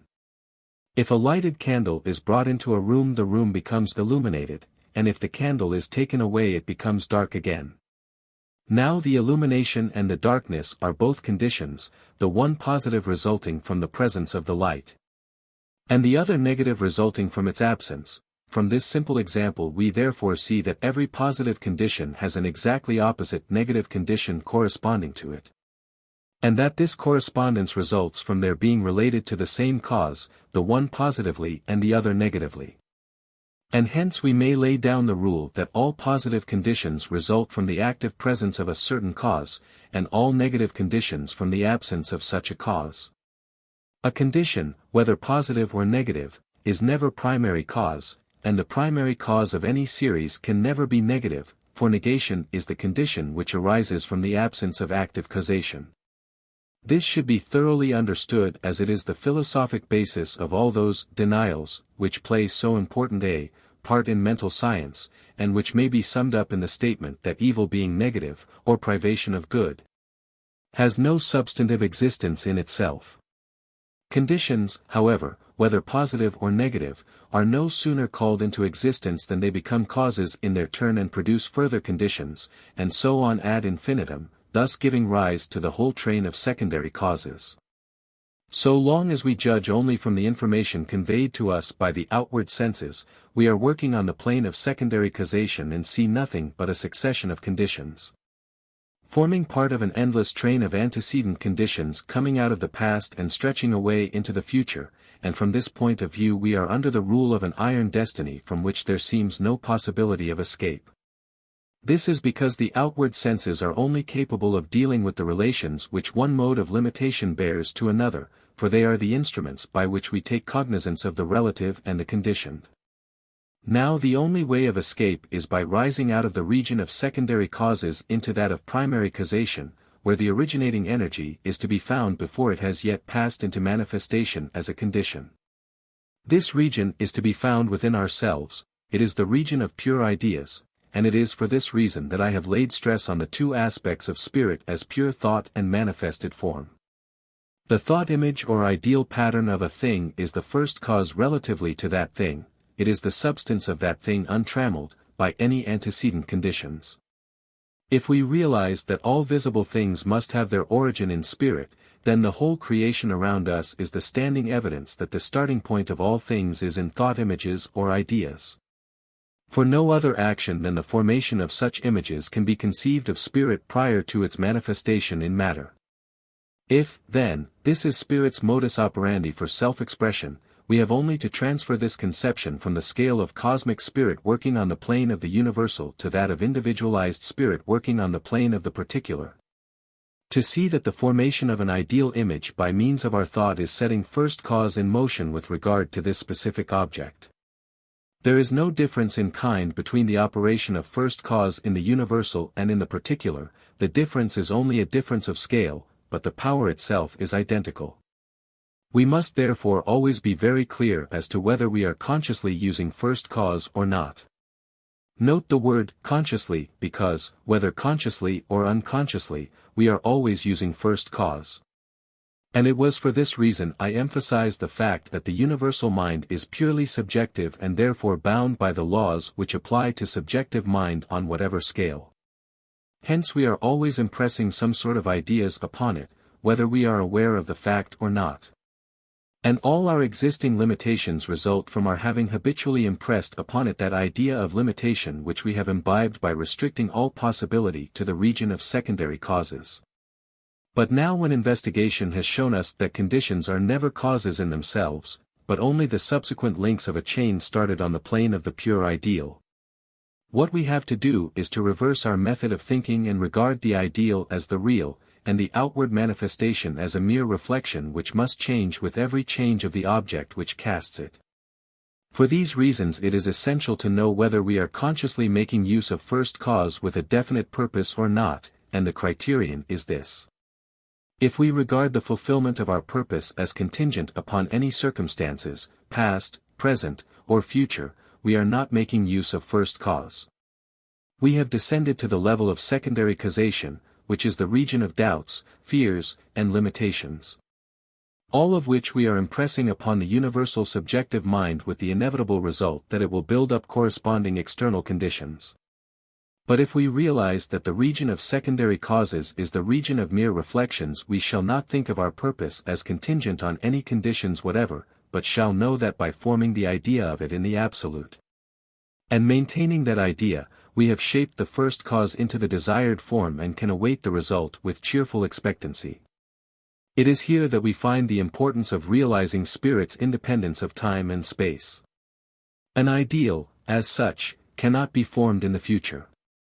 It must either be formed here and now or not be formed at all. And it is for this reason that every teacher, who has ever spoken with due knowledge of the subject, has impressed upon his followers the necessity of picturing to themselves the fulfillment of their desires as already accomplished on the spiritual plane, as the indispensable condition of fulfillment in the visible and concrete. When this is properly understood, any anxious thought as to the means to be employed in the accomplishment of our purposes is seen to be quite unnecessary. If the end is already secured, then it follows that all the steps leading to it are secured also. The means will pass into the smaller circle of our conscious activities day by day in due order, and then we have to work upon them, not with fear, doubt, or feverish excitement, but calmly and joyously. Because we know that the end is already secured, and that our reasonable use of such means as present themselves in the desired direction is only one portion of a much larger coordinated movement, the final result of which admits of no doubt. Mental science does not offer a premium to idleness, but it takes all work out of the region of anxiety and toil by assuring the worker of the success of his labor, if not in the precise form he anticipated, then in some other still better suited to his requirements. But suppose, when we reach a point where some momentous decision has to be made, we happen to decide wrongly? On the hypothesis that the end is already secured, you cannot decide wrongly. Your right decision is as much one of the necessary steps in the accomplishment of the end as any of the other conditions leading up to it, and therefore, while being careful to avoid rash action, we may make sure that the same law which is controlling the rest of the circumstances in the right direction will influence our judgment in that direction also. To get good results, we must properly understand our relation to the great impersonal power we are using. It is intelligent and we are intelligent, and the two intelligences must cooperate. We must not fly in the face of the law by expecting it to do for us what it can only do through us, and we must therefore use our intelligence with the knowledge that it is acting as the instrument of a greater intelligence. And because we have this knowledge, we may, and should, cease from all anxiety as to the final result.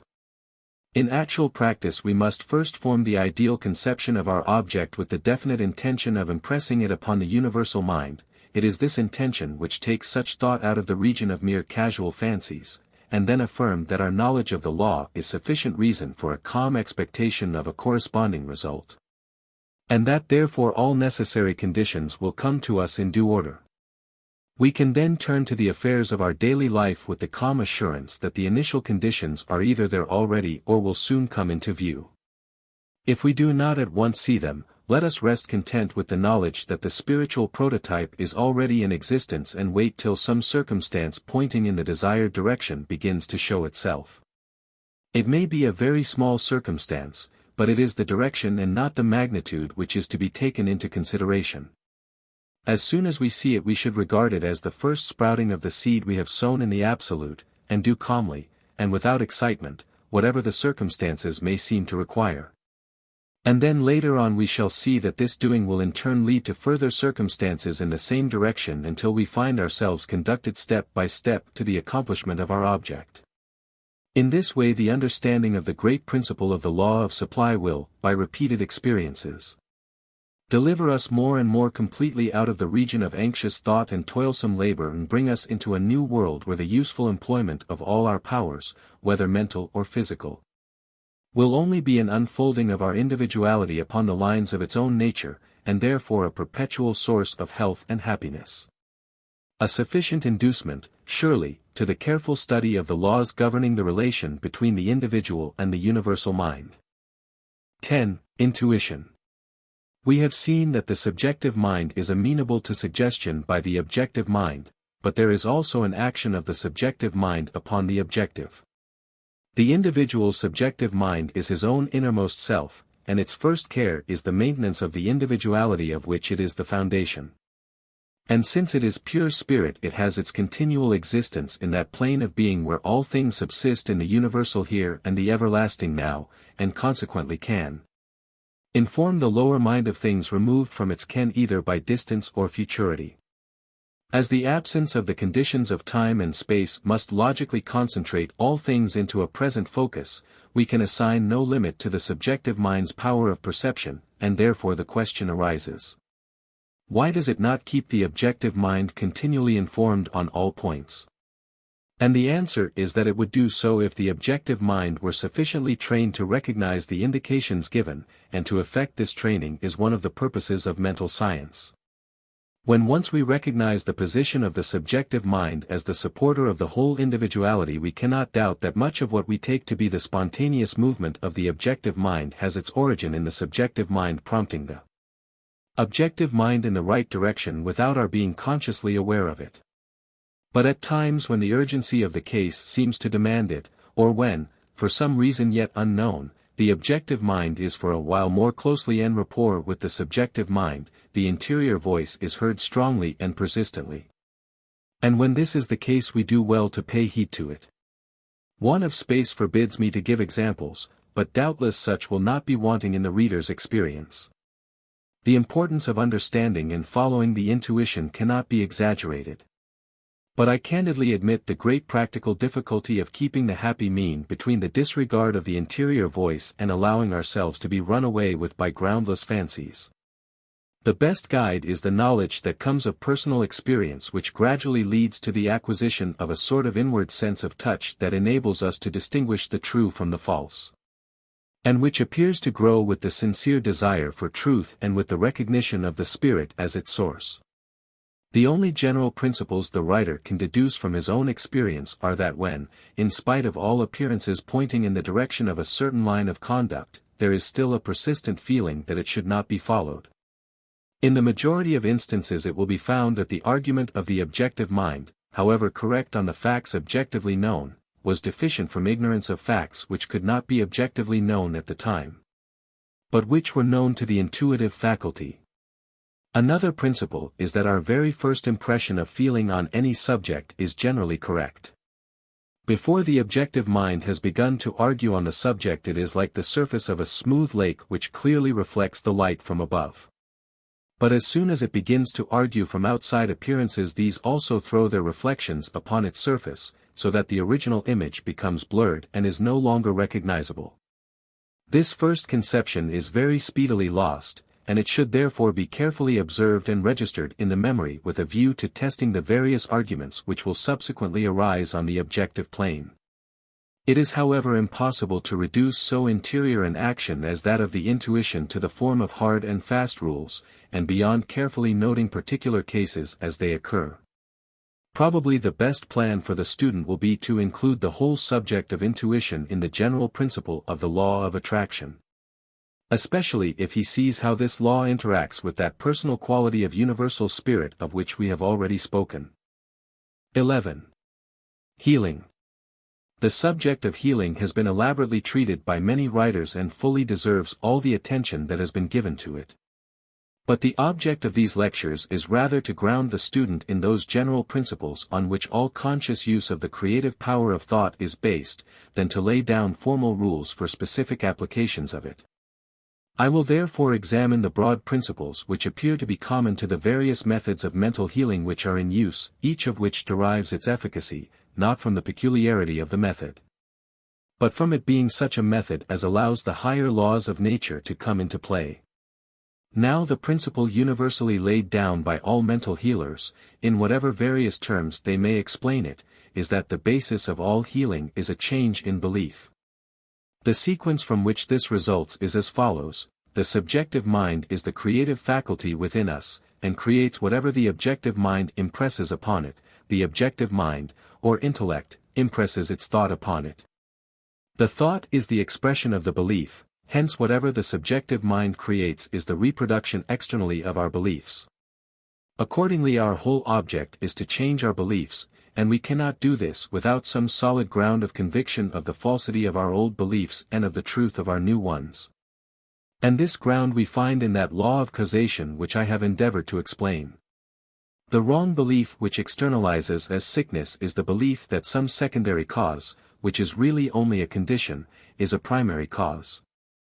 The knowledge of the law shows that there is only one primary cause, and this is the factor which in our own individuality we call subjective or subconscious mind. For this reason I have insisted on the difference between placing an idea in the subconscious mind, that is, on the plane of the absolute and without reference to time and space, and placing the same idea in the conscious intellectual mind which only perceives things as related to time and space. Now the only conception you can have of yourself in the absolute, or unconditioned, is as purely living spirit, not hampered by conditions of any sort and therefore not subject to illness. And when this idea is firmly impressed on the subconscious mind, it will externalize it. The reason why this process is not always successful at the first attempt is that all our life we have been holding the false belief in sickness as a substantial entity in itself and thus being a primary cause, instead of being merely a negative condition resulting from the absence of a primary cause. And a belief which has become ingrained from childhood cannot be eradicated at a moment's notice. We often find, therefore, that for some time after a treatment there is an improvement in the patient's health, and then the old symptoms return. This is because the new belief in his own creative faculty has not yet had time to penetrate down to the innermost depths of the subconscious mind, but has only partially entered it. Each succeeding treatment strengthens the subconscious mind in its hold of the new belief until at last a permanent cure is effected. This is the method of self-treatment based on the patient's own knowledge of the law of his being. But there is not in all men this knowledge, or at any rate not such a full recognition of it as will enable them to give successful treatment to themselves, and in these cases the intervention of the healer becomes necessary. The only difference between the healer and the patient is that the healer has learned how to control the less self-conscious modes of the spirit by the more self-conscious mode, while the patient has not yet attained to this knowledge. And what the healer does is to substitute his own objective or conscious mentality, which is will join to intellect, for that of the patient. And in this way to find entrance to his subconscious mind and impress upon it the suggestion of perfect health. The question then arises, how can the healer substitute his own conscious mind for that of the patient?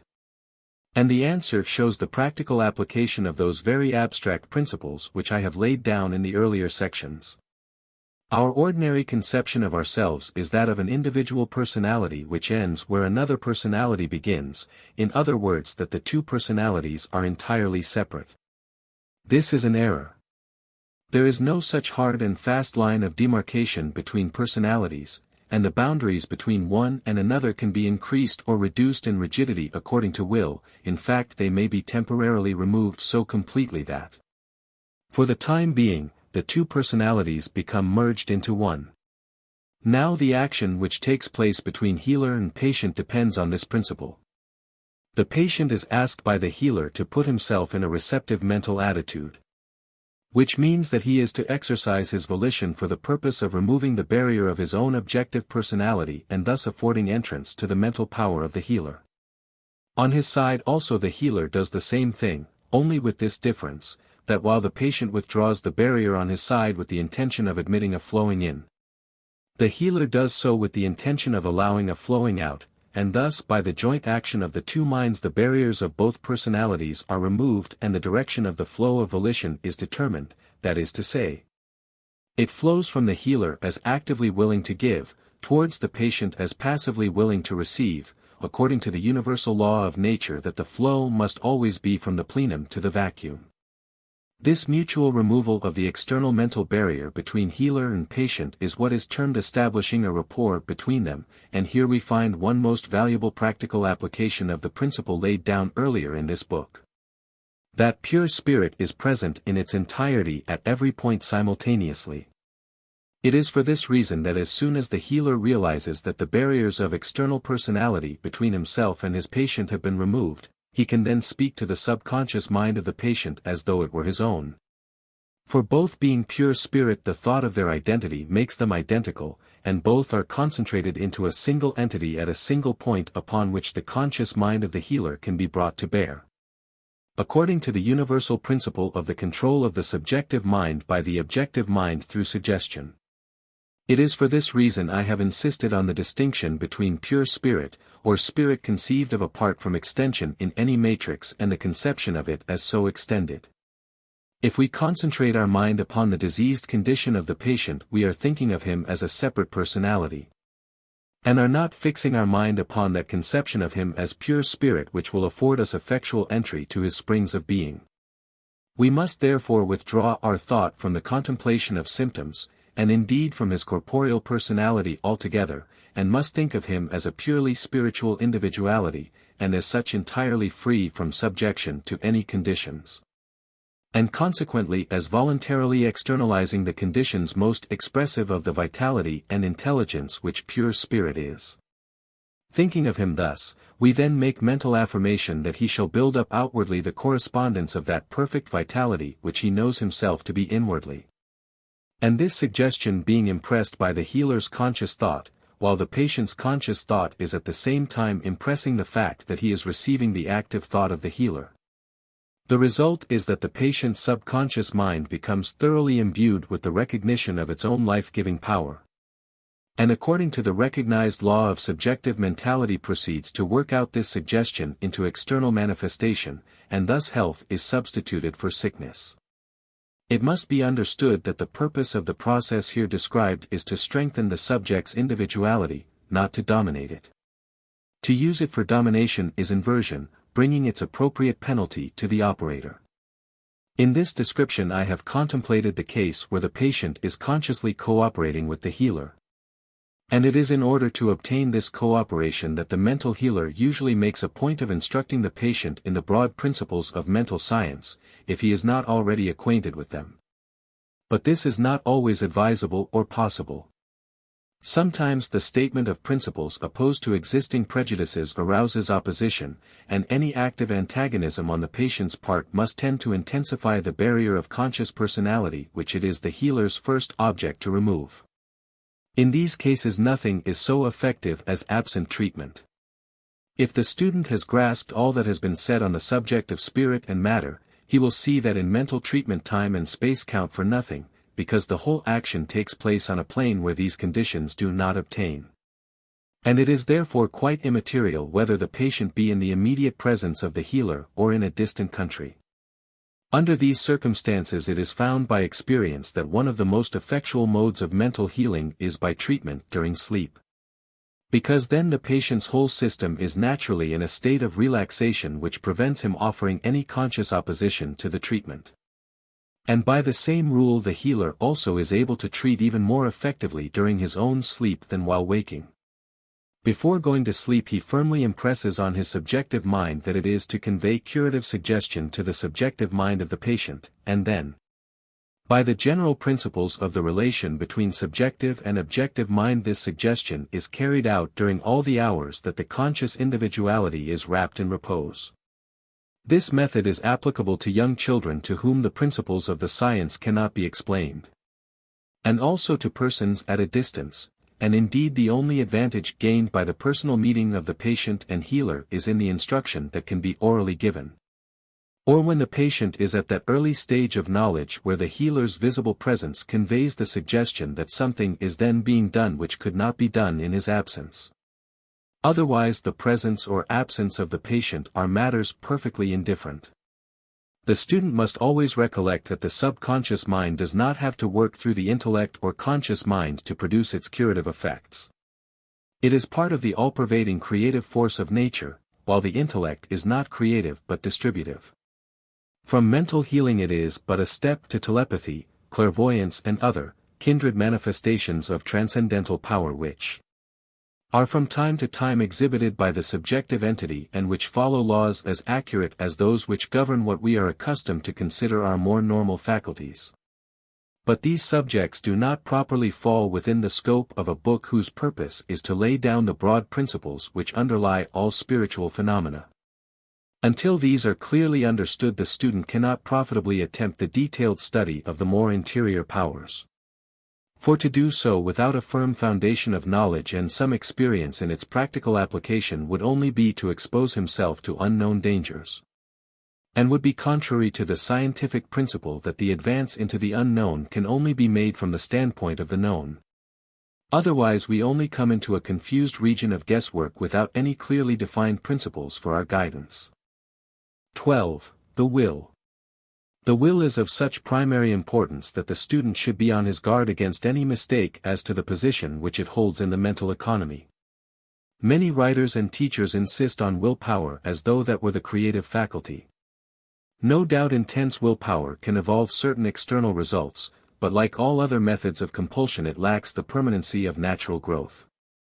The appearances, forms, and conditions produced by mere intensity of willpower will only hang together so long as the compelling force continues. But let it be exhausted or withdrawn, and the elements thus forced into unnatural combination will at once fly back to their proper affinities. The form created by compulsion never had the germ of vitality in itself and is therefore dissipated as soon as the external energy which supported it is withdrawn. The mistake is in attributing the creative power to the will, or perhaps I should say in attributing the creative power to ourselves at all. The truth is that man never creates anything. His function is, not to create, but to combine and distribute that which is already in being, and what we call our creations are new combinations of already existing material, whether mental or corporeal. This is amply demonstrated in the physical sciences. No one speaks of creating energy, but only of transforming one form of energy into another.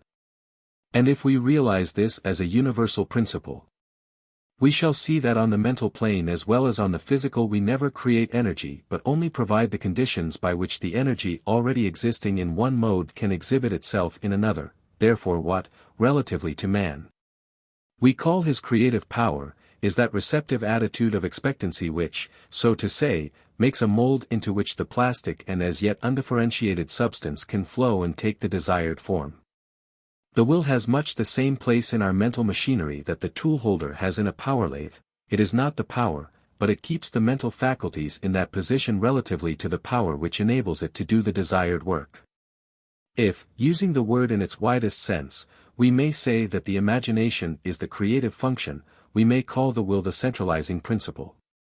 Its function is to keep the imagination centered in the right direction. We are aiming at consciously controlling our mental powers instead of letting them hurry us hither and thither in a purposeless manner. And we must therefore understand the relation of these powers to each other for the production of external results. First, the whole train of causation is started by some emotion which gives rise to a desire, next the judgment determines whether we shall externalize this desire or not. Then the desire having been approved by the judgment, the will comes forward and directs the imagination to form the necessary spiritual prototype. And the imagination thus centered on a particular object creates the spiritual nucleus, which in its turn acts as a center round which the forces of attraction begin to work, and continue to operate until, by the law of growth, the concrete result becomes perceptible to our external senses. The business of the will, then, is to retain the various faculties of our mind in that position where they are really doing the work we wish, and this position may be generalized into the three following attitudes. Either we wish to act upon something, or be acted on by it, or to maintain a neutral position, in other words we either intend to project a force, or receive a force or keep a position of inactivity relatively to some particular object. Now the judgment determines which of these three positions we shall take up, the consciously active, the consciously receptive, or the consciously neutral, and then the function of the will is simply to maintain the position we have determined upon. And if we maintain any given mental attitude we may reckon with all certainty on the law of attraction drawing us to those correspondences which exteriorly symbolized the attitude in question. This is very different from the semi-animal screwing up of the nervous forces which, with some people, stands for willpower. It implies no strain on the nervous system and is consequently not followed by any sense of exhaustion. The willpower, when transferred from the region of the lower mentality to the spiritual plane, becomes simply a calm and peaceful determination to retain a certain mental attitude in spite of all temptations to the contrary, knowing that by doing so the desired result will certainly appear. The training of the will and its transference from the lower to the higher plane of our nature are among the first objects of mental science. The man is summed up in his will. Whatever he does by his own will is his own act. Whatever he does without the consent of his will is not his own act but that of the power by which his will was coerced. But we must recognize that, on the mental plane, no other individuality can obtain control over our will unless we first allow it to do so. And it is for this reason that all legitimate use of mental science is towards the strengthening of the will, whether in ourselves or others, and bringing it under the control of an enlightened reason. When the will realizes its power to deal with first cause, it is no longer necessary for the operator to state to himself in extenso all the philosophy of its action every time he wishes to use it, but, knowing that the trained will is a tremendous spiritual force acting on the plane of first cause, he simply expresses his desire with the intention of operating on that plane. And knows that the desire thus expressed will in due time externalize itself as concrete fact.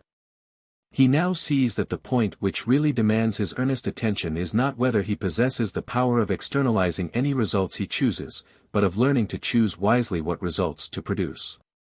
For let us not suppose that even the highest powers will take us out of the law of cause and effect. We can never set any cause in motion without calling forth those effects which it already contains in embryo and which will again become causes in their turn, thus producing a series which must continue to flow on until it is cut short by bringing into operation a cause of an opposite character to the one which originated it. Thus we shall find the field for the exercise of our intelligence continually expanding with the expansion of our powers. For, granted a good intention, we shall always wish to contemplate the results of our action as far as our intelligence will permit. We may not be able to see very far, but there is one safe general principle to be gained from what has already been said about causes and conditions, which is that the whole sequence always partakes of the same character as the initial cause, if that character is negative, that is, destitute of any desire to externalize kindness, cheerfulness, strength, beauty or some other sort of good. This negative quality will make itself felt all down the line. But if the opposite affirmative character is in the original motive, then it will reproduce its kind in forms of love, joy, strength and beauty with unerring precision. Before setting out, therefore, to produce new conditions by the exercise of our thought power, we should weigh carefully what further results they are likely to lead to. And here, again, we shall find an ample field for the training of our will, in learning to acquire that self-control which will enable us to postpone an inferior present satisfaction to a greater prospective good. These considerations naturally lead us to the subject of concentration. I have just now pointed out that all duly controlled mental action consists in holding the mind in one of three attitudes. But there is a fourth mental condition, which is that of letting our mental functions run on without our will directing them to any definite purpose. It is on this word purpose that we must fix our whole attention. And instead of dissipating our energies, we must follow an intelligent method of concentration. The word means being gathered up at a center, and the center of anything is that point in which all its forces are equally balanced. To concentrate therefore means first to bring our minds into a condition of equilibrium which will enable us to consciously direct the flow of spirit to a definitely recognized purpose.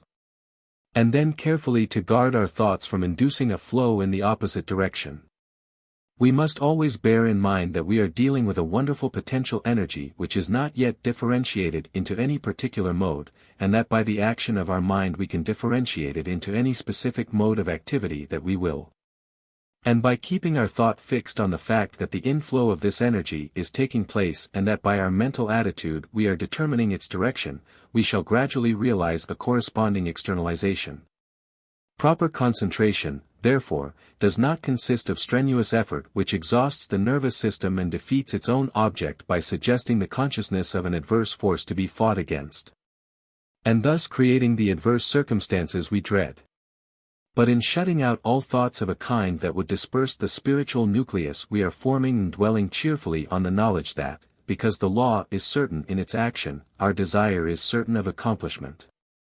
The other great principle to be remembered is that concentration is for the purpose of determining the quality we are going to give to the previously undifferentiated energy rather than to arrange the specific circumstances of its manifestation. That is the work of the creative energy itself, which will build up its own forms of expression quite naturally if we allow it, thus saving us a great deal of needless anxiety. What we really want is expansion in a certain direction, whether of health, wealth, or what not, and so long as we get this, what does it matter whether it reaches us through some channel which we thought we could reckon upon or through some other whose existence we had not suspected? It is the fact that we are concentrating energy of a particular kind for a particular purpose that we should fix our minds upon, and not look upon any specific details as essential to the accomplishment of our object. These are the two golden rules regarding concentration, but we must not suppose that because we have to be on our guard against idle drifting there is to be no such thing as repose. On the contrary, it is during periods of repose that we accumulate strength for action, but repose does not mean a state of purposelessness. As pure spirit, the subjective mind never rests, it is only the objective mind in its connection with the physical body that needs rest. And though there are no doubt times when the greatest possible rest is to be obtained by stopping the action of our conscious thought altogether, the more generally advisable method is by changing the direction of the thought and, instead of centering it upon something we intend to do, letting it dwell quietly upon what we are. This direction of thought might, of course, develop into the deepest philosophical speculation. But it is not necessary that we should be always either consciously projecting our forces to produce some external effect or working out the details of some metaphysical problem. But we may simply realize ourselves as part of the universal livingness and thus gain a quiet centralization, which, though maintained by a conscious act of the volition, is the very essence of rest. From this standpoint we see that all is life and all is good, and that nature, from her clearly visible surface to her most arcane depths, is one vast storehouse of life and good entirely devoted to our individual use. We have the key to all her treasures, and we can now apply our knowledge of the law of being without entering into all those details which are only needed for purposes of study. And doing so we find it results in our having acquired the consciousness of our oneness with the whole. This is the great secret, and when we have once fathomed it we can enjoy our possession of the whole, or of any part of it, because by our recognition we have made it, and can increasingly make it, our own. Whatever most appeals to us at any particular time or place is that mode of the universal living spirit with which at that moment we are most in touch, and realizing this, we shall draw from it streams of vital energy which will make the very sensation of livingness a joy and will radiate from us as a sphere of vibration that can deflect all injurious suggestion on whatever plane. We may not have literary, artistic, or scientific skill to present to others the results of our communings with nature. But the joy of this sympathetic indrawing will nevertheless produce a corresponding outflow manifesting itself in the happier look and kindlier mien of him who thus realizes his oneness with every aspect of the whole. He realizes, and this is the great point in that attitude of mind which is not directed to any specific external object, that, for himself, he is, and always must be the center of all this galaxy of life. And thus he contemplates himself as seated at the center of infinitude, not an infinitude of blank space, but pulsating with living being, in all of which he knows that the true essence is nothing but good. This is the very opposite to a selfish self-centeredness. It is the center where we find that we both receive from all and flow out to all. Apart from this principle of circulation there is no true life, and if we contemplate our central position only as affording us greater advantages for intaking, we have missed the whole point of our studies by missing the real nature of the life principle, which is action and reaction. If we would have life enter into us, we ourselves must enter into life, enter into the spirit of it, just as we must enter into the spirit of a book or a game to enjoy it. There can be no action at a center only. There must be a perpetual flowing out towards the circumference, and thence back again to the center to maintain a vital activity, otherwise collapse must ensue either from anemia or congestion. But if we realize the reciprocal nature of the vital pulsation, and that the outflowing consists in the habit of mind which gives itself to the good it sees in others, rather than in any specific actions, then we shall find that the cultivation of this disposition will provide innumerable avenues for the universal livingness to flow through us, whether as giving or receiving, which we had never before suspected. And this action and reaction will so build up our own vitality that each day will find us more thoroughly alive than any that had preceded it. This, then, is the attitude of repose in which we may enjoy all the beauties of science, literature and art, or may peacefully commune with the spirit of nature without the aid of any third mind to act as its interpreter. Which is still a purposeful attitude, although not directed to a specific object. We have not allowed the will to relax its control, but have merely altered its direction. So that for action and repose alike we find that our strength lies in our recognition of the unity of the spirit and of ourselves as individual concentrations of it. 13. In touch with subconscious mind. The preceding pages have made the student in some measure aware of the immense importance of our dealings with the subconscious mind. Our relation to it, whether on the scale of the individual or the universal, is the key to all that we are or ever can be. In its unrecognized working it is the spring of all that we can call the automatic action of mind and body, and on the universal scale it is the silent power of evolution gradually working onwards to that divine event to which the whole creation moves. And by our conscious recognition of it we make it, relatively to ourselves, all that we believe it to be. The closer our rapport with it becomes, the more what we have hitherto considered automatic action, whether in our bodies or our circumstances, will pass under our control, until at last we shall control our whole individual world. Since, then, this is the stupendous issue involved, the question how we are to put ourselves practically in touch with the subconscious mind is a very important one. Now the clue which gives us the right direction is to be found in the impersonal quality of subconscious mind of which I have spoken. Not impersonal as lacking the elements of personality. Nor even, in the case of individual subjective mind, as lacking the sense of individuality.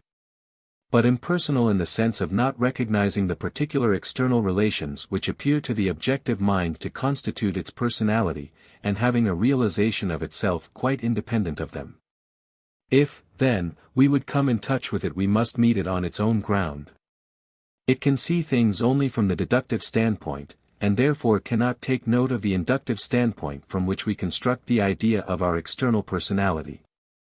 And accordingly if we would put ourselves in touch with it, we cannot do so by bringing it down to the level of the external and non-essential but only by rising to its own level on the plane of the interior and essential. How can this be done? Let two well-known writers answer. Rudyard Kipling tells us in his story of Kim how the boy used at times to lose his sense of personality by repeating to himself the question, "Who is Kim?" Gradually his personality would seem to fade and he would experience a feeling of passing into a grander and a wider life, in which the boy Kim was unknown, while his own conscious individuality remained. Only exalted and expanded to an inconceivable extent. And in Tennyson's Life by his son we are told that at times the poet had a similar experience. We come into touch with the absolute exactly in proportion as we withdraw ourselves from the relative, they vary inversely to each other. For the purpose, then, of getting into touch with our subconscious mind we must endeavor to think of ourselves as pure being, as that entity which interiorly supports the outward manifestation. And doing so we shall realize that the essential quality of pure being must be good. It is in itself pure life, and as such cannot desire anything detrimental to pure life under whatever form manifested. Consequently the purer our intentions the more readily we shall place ourselves en rapport with our subjective entity. And a fortiori the same applies to that greater subconscious mind of which our individual subjective mind is a particular manifestation. In actual practice the process consists in first forming a clear conception in the objective mind of the idea we wish to convey to the subjective mind, then, when this has been firmly grasped, endeavor to lose sight of all other facts connected with the external personality except the one in question. And then mentally address the subjective mind as though it were an independent entity and impress upon it what you want it to do or to believe. Everyone must formulate his own way of working, but one method, which is both simple and effective, is to say to the subjective mind, "This is what I want you to do. You will now step into my place and do it, bringing all your powers and intelligence to bear, and considering yourself to be none other than myself. Having done this return to the realization of your own objective personality and leave the subjective mind to perform its task in full confidence that, by the law of its nature, it will do so if not hindered by a repetition of contrary messages from the objective mind. This is not a mere fancy but a truth daily proved by the experience of increasing numbers. The facts have not been fabricated to fit the theory, but the theory has been built up by careful observation of the facts. And since it has been shown both by theory and practice that such is the law of the relation between subjective and objective mind, we find ourselves face to face with a very momentous question. Is there any reason why the laws which hold good of the individual subjective mind should not hold good of the universal mind also? And the answer is that there is not. As has been already shown, the universal mind must, by its very universality, be purely subjective. And what is the law of a part must also be the law of the whole. The qualities of fire are the same whether the centers of combustion be great or small. And therefore we may well conclude these lectures by considering what will be the result if we apply what we have learnt regarding the individual subjective mind to the universal mind. We have learnt that the three great facts regarding subjective mind are its creative power, its amenableness to suggestion, and its inability to work by any other than the deductive method. This last is an exceedingly important point, for it implies that the action of the subjective mind is in no way limited by precedent. The inductive method works on principles inferred from an already existing pattern, and therefore at the best only produces the old thing in a new shape. But the deductive method works according to the essence or spirit of the principle, and does not depend on any previous concrete manifestation for its apprehension of it. And this latter method of working must necessarily be that of the all-originating mind, for since there could be no prior existing pattern from which it could learn the principles of construction, the want of a pattern would have prevented its creating anything had its method been inductive instead of deductive. Thus by the necessity of the case the universal mind must act deductively, that is, according to the law which has been found true of individual subjective mind. It is thus not bound by any precedent, which means that its creative power is absolutely unlimited, and since it is essentially subjective mind, and not objective mind, it is entirely amenable to suggestion. Now it is an unavoidable inference from the identity of the law governing subjective mind, whether in the individual or the universal, that just as we can by suggestion impress a certain character of personality upon the individual subjective mind, so we can, and do, upon the universal mind. And it is for this reason that I have drawn attention to the inherent personal quality of pure spirit when contemplated in its most interior plane. It becomes, therefore, the most important of all considerations with what character we invest the universal mind, for since our relation to it is purely subjective it will infallibly bear to us exactly that character which we impress upon it. In other words, it will be to us exactly what we believe it to be. This is simply a logical inference from the fact that, as subjective mind, our primary relation to it can only be on the subjective plane, and indirectly our objective relations must also spring from the same source. This is the meaning of that remarkable passage twice repeated in the Bible, with the pure thou wilt show thyself pure, and with the froward thou wilt show thyself froward. P.S. 18, 26, and 2. Sam 22. 27, for the context makes it clear that these words are addressed to the divine being. The spiritual kingdom is within us, and as we realize it there so it becomes to us a reality. It is the unvarying law of the subjective life that, as a man thinketh in his heart so is he, that is to say, his inward subjective states are the only true reality, and what we call external realities are only their objective correspondences. If we thoroughly realize the truth that the universal mind must be to us exactly according to our conception of it, and that this relation is not merely imaginary but by the law of subjective mind must be to us an actual fact and the foundation of all other facts, then it is impossible to overestimate the importance of the conception of the universal mind which we adopt. To the uninstructed there is little or no choice, they form a conception in accordance with the tradition they have received from others, and until they have learnt to think for themselves, they have to abide by the results of that tradition, for natural laws admit of no exceptions, and however faulty the traditional idea may be, its acceptance will involve a corresponding reaction upon the universal mind, which will in turn be reflected into the conscious mind and external life of the individual.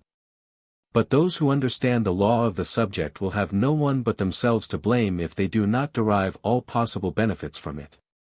The greatest teacher of mental science the world has ever seen has laid down sufficiently plain rules for our guidance. With a knowledge of the subject whose depth can be appreciated only by those who have themselves some practical acquaintance with it, he bids his unlearned audiences, those common people who heard him gladly, picture to themselves the universal mind as a benign father, tenderly compassionate of all and sending the common bounties of nature alike on the evil and the good. But he also pictured it as exercising a special and peculiar care over those who recognize its willingness to do so. The very hairs of your head are all numbered, and ye are of more value than many sparrows. Prayer was to be made to the unseen being, not with doubt or fear, but with the absolute assurance of a certain answer, and no limit was to be set to its power or willingness to work for us. But to those who did not thus realize it, the great mind is necessarily the adversary who casts them into prison until they have paid the uttermost farthing. And thus in all cases the master impressed upon his hearers the exact correspondence of the attitude of this unseen power towards them with their own attitude towards it. Such teaching was not a narrow anthropomorphism but the adaptation to the intellectual capacity of the unlettered multitude of the very deepest truths of what we now call mental science. And the basis of it all is the cryptic personality of spirit hidden throughout the infinite of nature under every form of manifestation. As unalloyed life and intelligence it can be no other than good, it can entertain no intention of evil, and thus all intentional evil must put us in opposition to it, and so deprive us of the consciousness of its guidance and strengthening, and thus leave us to grope our own way and fight our own battle single-handed against the universe, odds which at last will surely prove too great for us. But remember that the opposition can never be on the part of the universal mind, for in itself it is subconscious mind. And to suppose any active opposition taken on its own initiative would be contrary to all we have learnt as to the nature of subconscious mind whether in the individual or the universal. The position of the universal mind towards us is always the reflection of our own attitude. Therefore, although the Bible is full of threatening against those who persist in conscious opposition to the divine law of good, it is on the other hand full of promises of immediate and full forgiveness to all who change their attitude and desire to cooperate with the law of good so far as they know it. The laws of nature do not act vindicatively, and through all theological formularies and traditional interpretations let us realize that what we are dealing with is the supreme law of our own being. And it is on the basis of this natural law that we find such declarations as that in Ezek 18:22, which tells that if we forsake our evil ways our past transgressions shall never again be mentioned to us. We are dealing with the great principles of our subjective being, and our misuse of them in the past can never make them change their inherent law of action. If our method of using them in the past has brought us sorrow, fear and trouble, we have only to fall back on the law that if we reverse the cause the effects will be reversed also.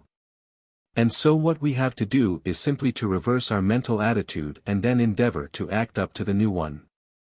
The sincere endeavor to act up to our new mental attitude is essential, for we cannot really think in one way and act in another.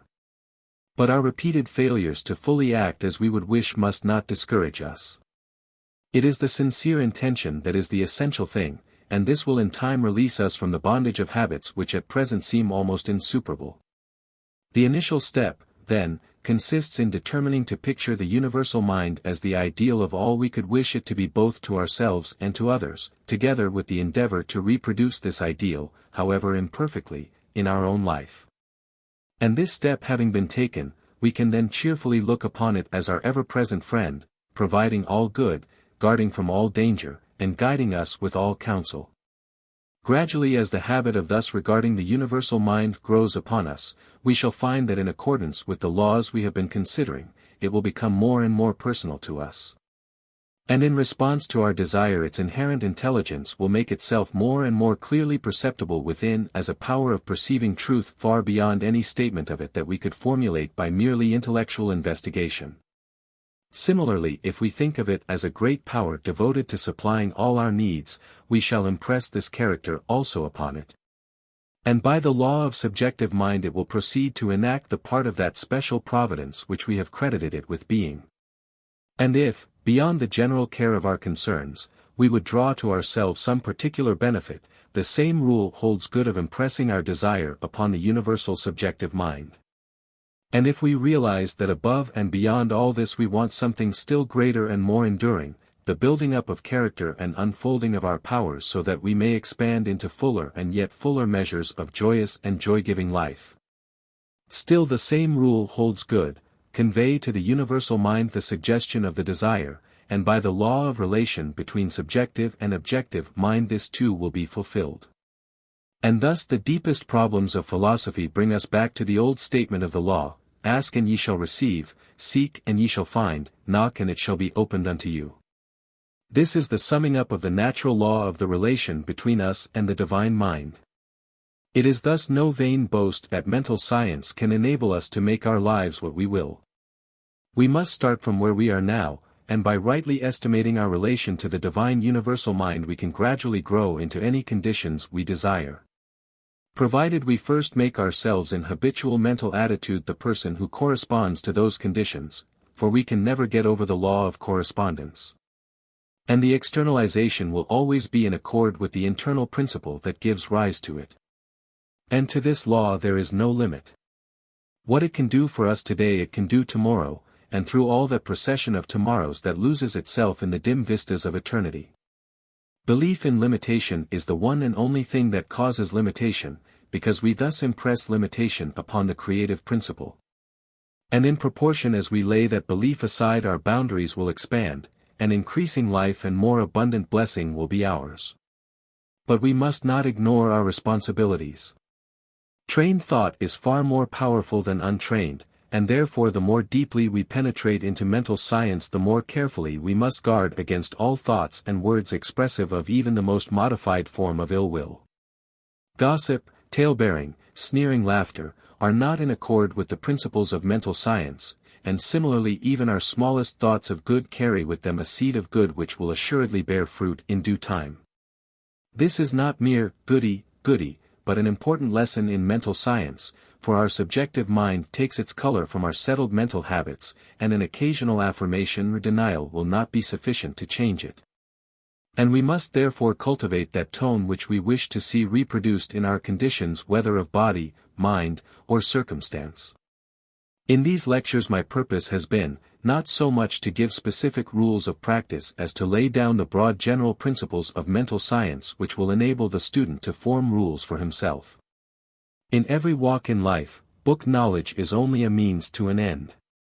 Books can only direct us where to look and what to look for, but we must do the finding for ourselves.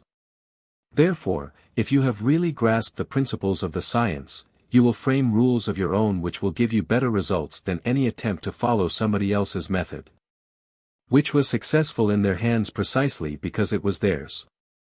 Never fear to be yourself. If mental science does not teach you to be yourself, it teaches you nothing. Yourself, and yet more yourself is what you want. Only with the knowledge that the true self includes the inner and higher self which is always in immediate touch with the great divine mind.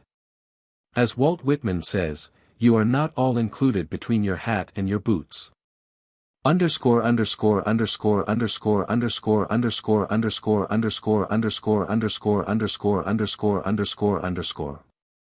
The growing popularity of the Edinburgh Lectures on mental science has led me to add to the present edition 3 more sections on body, soul, and spirit, which it is hoped will prove useful by rendering the principles of the interaction of these 3 factors somewhat clearer.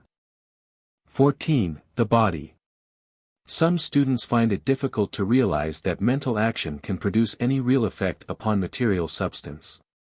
But if this is not possible, there is no such thing as mental science, the purpose of which is to produce improved conditions both of body and environment, so that the ultimate manifestation aimed at is always one of demonstration upon the plane of the visible and concrete.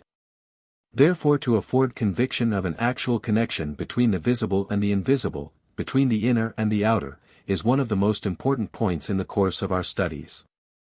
That such a connection must exist is proved by metaphysical argument in answer to the question, how did anything ever come into existence at all?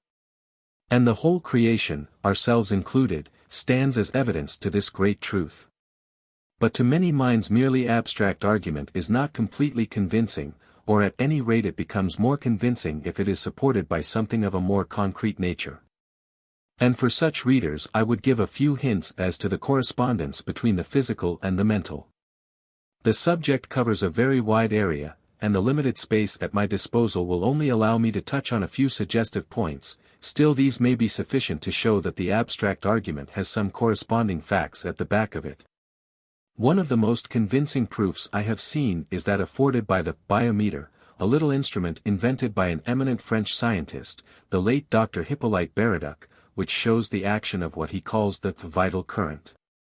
His theory is that this force, whatever its actual nature may be, is universally present, and operates as a current of physical vitality perpetually, flowing with more or less energy through every physical organism, and which can, at any rate to some extent, be controlled by the power of the human will. The theory in all its minutiae is exceedingly elaborate, and has been described in detail in Dr. Baraduc's published works. In a conversation I had with him about a year ago, he told me he was writing another book which would throw further light on the subject, but a few months later he passed over before it was presented to the world. The fact, however, which I wish to put before the reader, is the ocular demonstration of the connection between mind and matter, which an experiment with the biometer affords. The instrument consists of a bell glass, from the inside of which is suspended a copper needle by a fine silken thread. The glass stands on a wooden support, below which is a coil of copper wire, which, however, is not connected with any battery or other apparatus, and merely serves to condense the current.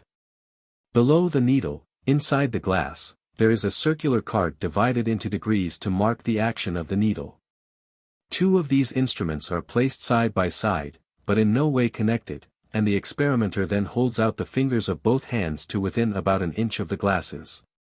According to the theory, the current enters at the left hand, circulates through the body, and passes out at the right hand, that is to say, there is an indrawing at the left and a giving out at the right. Thus agreeing with Reichenbach's experiments on the polarity of the human body. I must confess that, although I had read Dr. Baraduc's book, Les Vibrations Humaines, I approached the instrument in a very skeptical frame of mind, but I was soon convinced of my error. At first, holding a mental attitude of entire relaxation, I found that the left-hand needle was attracted through 20 degrees, while the right-hand needle, the one affected by the outgoing current, was repelled through 10 degrees. After allowing the instrument to return to its normal equilibrium, I again approached it with the purpose of seeing whether a change of mental attitude would in the least modify the flow of current. This time I assumed the strongest mental attitude I could with the intention of sending out a flow through the right hand, and the result as compared with the previous one was remarkable. The left-hand needle was now attracted only through 10 degrees, while the right-hand one was deflected through something over 30, thus clearly indicating the influence of the mental faculties in modifying the action of the current. I may mention that the experiment was made in the presence of two medical men who noted the movement of the needles. I will not here stop to discuss the question of what the actual constitution of this current of vital energy may be, it is sufficient for our present purpose that it is there. And the experiment I have described brings us face to face with the fact of a correspondence between our own mental attitude and the invisible forces of nature. Even if we say that this current is some form of electricity, and that the variation of its action is determined by changes in the polarization of the atoms of the body, then this change of polarity is the result of mental action. So that the quickening or retarding of the cosmic current is equally the result of the mental attitude, whether we suppose our mental force to act directly upon the current itself or indirectly by inducing changes in the molecular structure of the body. Whichever hypothesis we adopt, the conclusion is the same, namely, that the mind has power to open or close the door to invisible forces in such a way that the result of the mental action becomes apparent on the material plane. Now, investigation shows that the physical body is a mechanism specially adapted for the transmutation of the inner or mental power into modes of external activity. We know from medical science that the whole body is traversed by a network of nerves which serve as the channels of communication between the indwelling spiritual ego, which we call mind, and the functions of the external organism. This nervous system is dual. One system, known as the sympathetic, is the channel for all those activities which are not consciously directed by our volition, such as the operation of the digestive organs, the repair of the daily wear and tear of the tissues, and the like. The other system, known as the voluntary or cerebrospinal system, is the channel through which we receive conscious perception from the physical senses and exercise control over the movements of the body. This system has its center in the brain, while the other has its center in a ganglionic mass at the back of the stomach known as the solar plexus, and sometimes spoken of as the abdominal brain. The cerebrospinal system is the channel of our volitional or conscious mental action, and the sympathetic system is the channel of that mental action which unconsciously supports the vital functions of the body. Thus the cerebrospinal system is the organ of conscious mind and the sympathetic is that of subconscious mind. But the interaction of conscious and subconscious mind requires a similar interaction between the corresponding systems of nerves, and one conspicuous connection by which this is provided is the vagus nerve. This nerve passes out of the cerebral region as a portion of the voluntary system, and through it we control the vocal organs, then it passes onwards to the thorax sending out branches to the heart and lungs. And finally, passing through the diaphragm, it loses the outer coating which distinguishes the nerves of the voluntary system and becomes identified with those of the sympathetic system, so forming a connecting link between the two and making the man physically a single entity. Similarly, different areas of the brain indicate their connection with the objective and subjective activities of the mind respectively. And speaking in a general way, we may assign the frontal portion of the brain to the former and the posterior portion to the latter, while the intermediate portion partakes of the character of both. The intuitional faculty has its correspondence in this upper area of the brain situated between the frontal and posterior portions, and physiologically speaking, it is here that intuitive ideas find entrance.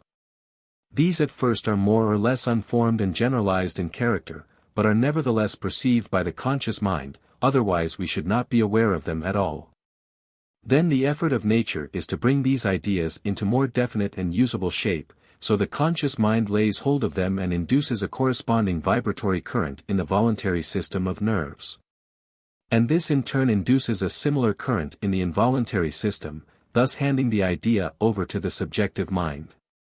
The vibratory current which had first descended from the apex of the brain to the frontal brain and thus through the voluntary system to the solar plexus is now reversed and ascends from the solar plexus through the sympathetic system to the posterior brain. This return current indicating the action of the subjective mind. If we were to remove the surface portion of the apex of the brain, we should find immediately below it the shining belt of brain substance called the corpus callosum. This is the point of union between the subjective and objective. And as the current returns from the solar plexus to this point, it is restored to the objective portion of the brain in a fresh form which it has acquired by the silent alchemy of the subjective mind. Thus the conception which was at first only vaguely recognized is restored to the objective mind in a definite and workable form, and then the objective mind, acting through the frontal brain, the area of comparison and analysis, proceeds to work upon a clearly perceived idea and to bring out the potentialities that are latent in it. It must of course be borne in mind that I am here speaking of the mental ego in that mode of its existence with which we are most familiar, that is as clothed in flesh, though there may be much to say as to other modes of its activity. But for our daily life we have to consider ourselves as we are in that aspect of life, and from this point of view the physiological correspondence of the body to the action of the mind is an important item. And therefore, although we must always remember that the origin of ideas is purely mental, we must not forget that on the physical plane every mental action implies a corresponding molecular action in the brain and in the twofold nervous system. If, as the old Elizabethan poet says, the soul is form, and doth the body make, then it is clear that the physical organism must be a mechanical arrangement as specially adapted for the use of the soul's powers as a steam engine is for the power of steam. And it is the recognition of this reciprocity between the two that is the basis of all spiritual or mental healing, and therefore the study of this mechanical adaptation is an important branch of mental science. Only we must not forget that it is the effect and not the cause. At the same time it is important to remember that such a thing as reversal of the relation between cause and effect is possible, just as the same apparatus may be made to generate mechanical power by the application of electricity, or to generate electricity by the application of mechanical power. And the importance of this principle consists in this. There is always a tendency for actions which were at first voluntary to become automatic, that is, to pass from the region of conscious mind into that of subconscious mind, and to acquire a permanent domicile there. Professor Elmer Gates, of Washington, has demonstrated this physiologically in his studies of brain formation. He tells us that every thought produces a slight molecular change in the substance of the brain. And the repetition of the same sort of thought causes a repetition of the same molecular action until at last a veritable channel is formed in the brain substance, which can only be eradicated by a reverse process of thought. In this way, grooves of thought are very literal things. And when once established, the vibrations of the cosmic currents flow automatically through them and thus react upon the mind by a process the reverse of that by which our voluntary and intentional indrawing from the invisible is effected. In this way are formed what we call habits, and hence the importance of controlling our thinking and guarding it against undesirable ideas. But on the other hand, this reactionary process may be used to confirm good and life-giving modes of thought, so that by a knowledge of its laws we may enlist even the physical body itself in the building up of that perfectly whole personality, the attainment of which is the aim and object of our studies. 15. The soul. Having now obtained a glimpse of the adaptation of the physical organism to the action of the mind, we must next realize that the mind itself is an organism which is in like manner adapted to the action of a still higher power. Only here the adaptation is one of mental faculty. As with other invisible forces, all we can know of the mind is by observing what it does, but with this difference, that since we ourselves are this mind, our observation is an interior observation of states of consciousness. In this way we recognize certain faculties of our mind, the working order of which I have considered at page 84. But the point to which I would now draw attention is that these faculties always work under the influence of something which stimulates them, and this stimulus may come either from without through the external senses, or from within by the consciousness of something not perceptible on the physical plane.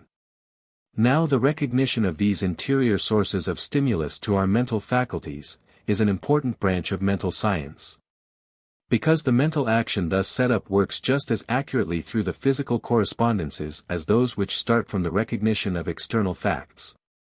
And therefore the control and right direction of these inner perceptions is a matter of the first moment. The faculties most immediately concerned are the intuition and the imagination, but it is at first difficult to see how the intuition, which is entirely spontaneous, can be brought under the control of the will. Of course, the spontaneousness of the intuition cannot in any way be interfered with, for if it ceased to act spontaneously it would cease to be the intuition. Its province is, as it were, to capture ideas from the infinite and present them to the mind to be dealt with at its discretion.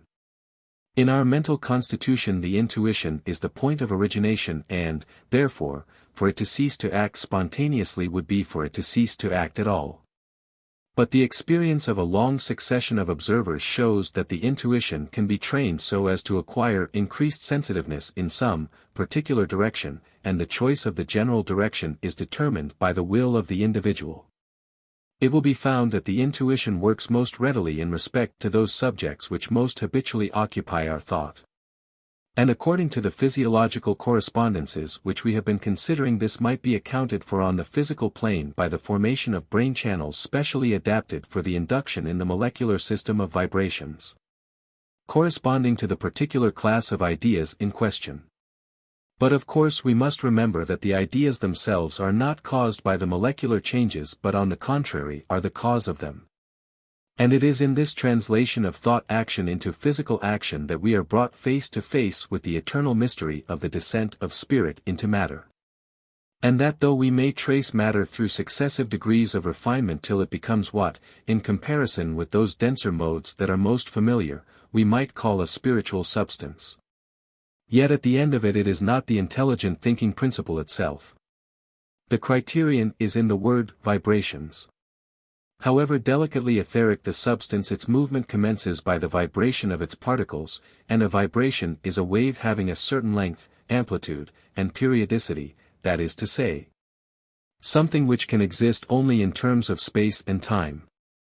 And as soon as we are dealing with anything capable of the conception of measurement, we may be quite certain that we are not dealing with spirit but only with one of its vehicles.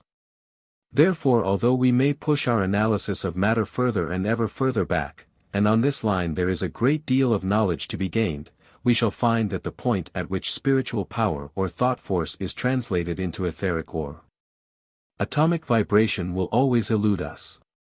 Therefore we must not attribute the origination of ideas to molecular displacement in the brain, though, by the reaction of the physical upon the mental which I have spoken of above. The formation of thought channels in the gray matter of the brain may tend to facilitate the reception of certain ideas. Some people are actually conscious of the action of the upper portion of the brain during the influx of an intuition, the sensation being that of a sort of expansion in that brain area, which might be compared to the opening of a valve or door. But all attempts to induce the inflow of intuitive ideas by the physiological expedient of trying to open this valve by the exercise of the will should be discouraged as likely to prove injurious to the brain. I believe some Oriental systems advocate this method, but we may well trust the mind to regulate the action of its physical channels in a manner suitable to its own requirements, instead of trying to manipulate the mind by the unnatural forcing of its mechanical instrument. In all our studies on these lines we must remember that development is always by perfectly natural growth and is not brought about by unduly straining any portion of the system. The fact, however, remains that the intuition works most freely in that direction in which we most habitually concentrate our thought. And in practice it will be found that the best way to cultivate the intuition in any particular direction is to meditate upon the abstract principles of that particular class of subjects rather than only to consider particular cases. Perhaps the reason is that particular cases have to do with specific phenomena, that is with the law working under certain limiting conditions, whereas the principles of the law are not limited by local conditions. And so habitual meditation on them sets our intuition free to range in an infinitude where the conception of antecedent conditions does not limit it. Anyway, whatever may be the theoretical explanation, you will find that the clear grasp of abstract principles in any direction has a wonderfully quickening effect upon the intuition in that particular direction. The importance of recognizing our power of thus giving direction to the intuition cannot be exaggerated, for if the mind is attuned to sympathy with the highest phases of spirit, this power opens the door to limitless possibilities of knowledge. In its highest workings, intuition becomes inspiration. And certain great records of fundamental truths and supreme mysteries which have come down to us from thousands of generations bequeathed by deep thinkers of old can only be accounted for on the supposition that their earnest thought on the originating spirit, coupled with a reverent worship of it, opened the door, through their intuitive faculty, to the most sublime inspirations regarding the supreme truths of the universe, both with respect to the evolution of the cosmos and to the evolution of the individual. Among such records explanatory of the supreme mysteries, three stand out preeminent, all bearing witness to the same one truth, and each throwing light upon the other. And these three are the Bible, the Great Pyramid, and the pack of cards, a curious combination some will think, but I hope in another volume of this series to be able to justify my present statement. I allude to these three records here because the unity of principle which they exhibit, notwithstanding their wide divergence of method, affords a standing proof that the direction taken by the intuition is largely determined by the will of the individual opening the mind in that particular direction. Very closely allied to the intuition is the faculty of imagination. This does not mean mere fancies, which we dismiss without further consideration, but our power of forming mental images upon which we dwell. These, as I have said in the earlier part of this book, form a nucleus which, on its own plane, calls into action the universal law of attraction, thus giving rise to the principle of growth. The relation of the intuition to the imagination is that the intuition grasps an idea from the great universal mind, in which all things subsist as potentials, and presents it to the imagination in its essence rather than in a definite form. And then our image-building faculty gives it a clear and definite form which it presents before the mental vision, and which we then vivify by letting our thought dwell upon it, thus infusing our own personality into it, and so providing that personal element through which the specific action of the universal law relatively to the particular individual always takes place. Whether our thought shall be allowed thus to dwell upon a particular mental image depends on our own will, and our exercise of our will depends on our belief in our power to use it so as to disperse or consolidate a given mental image. And finally, our belief in our power to do this depends on our recognition of our relation to God, who is the source of all power. For it is an invariable truth that our life will take its whole form, tone, and color from our conception of God, whether that conception be positive or negative, and the sequence by which it does so is that now given.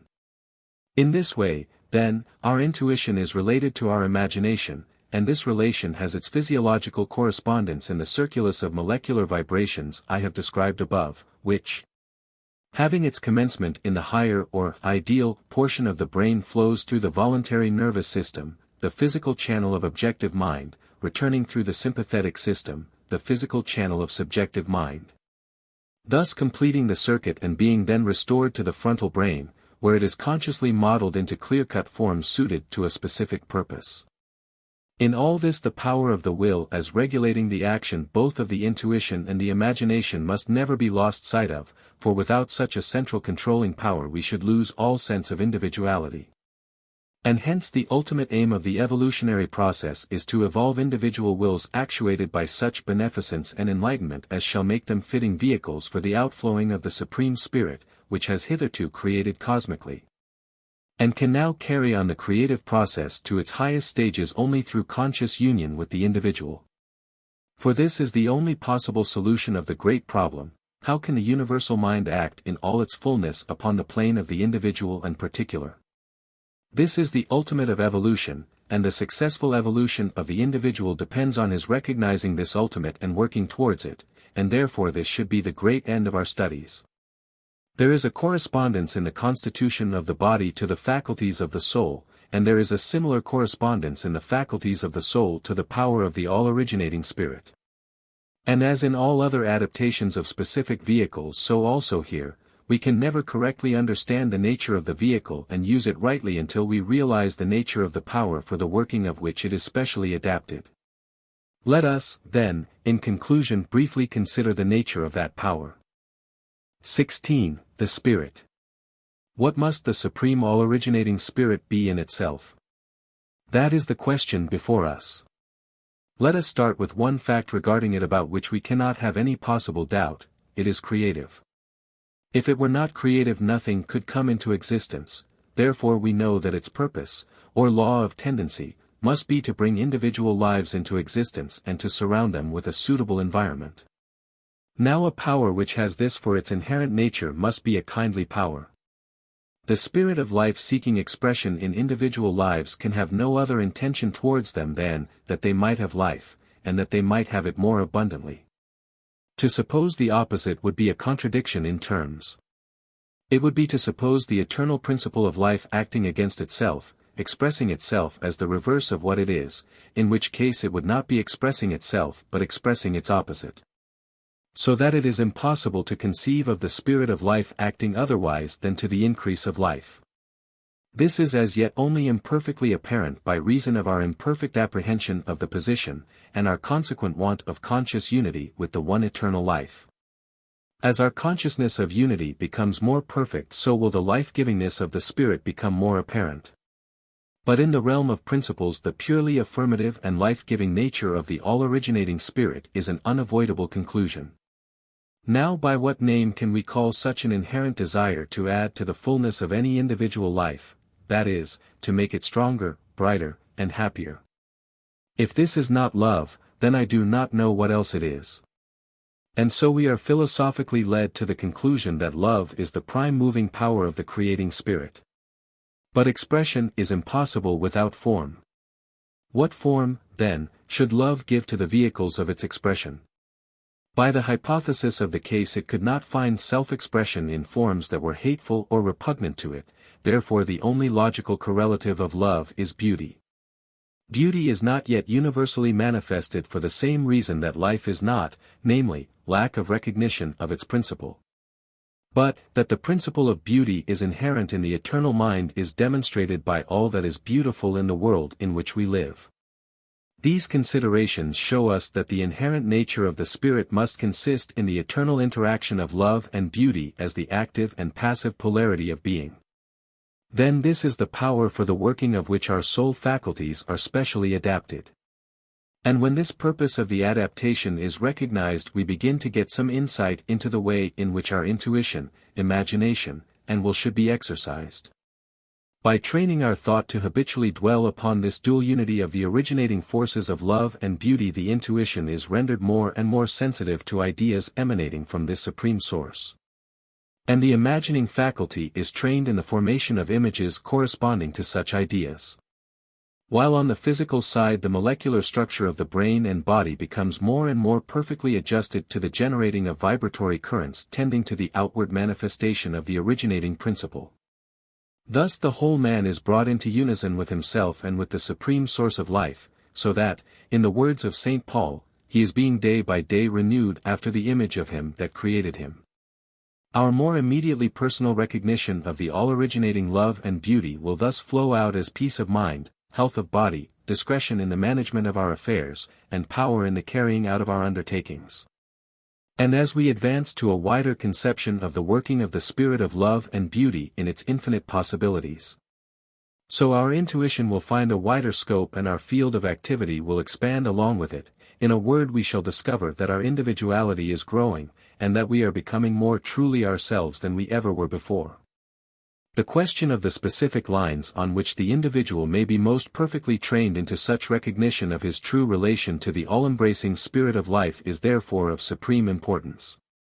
But it is also of such magnitude that even to briefly sketch its broad outlines would require a volume to itself, and I will therefore not attempt to enter upon it here.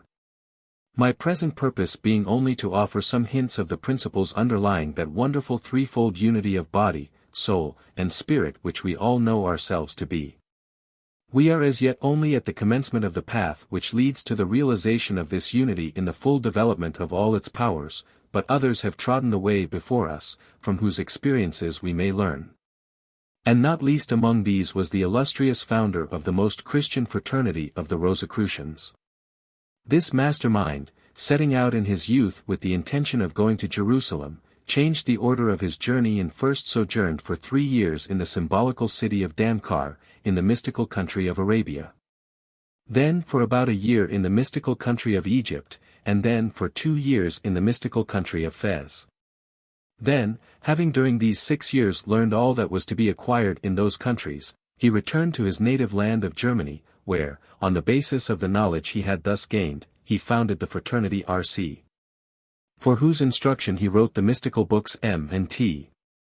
Then, when he realized that his work in its present stage was accomplished, he of his own free will laid aside the physical body, not, it is recorded, by decay, or disease, or ordinary death, but by the express direction of the spirit of life.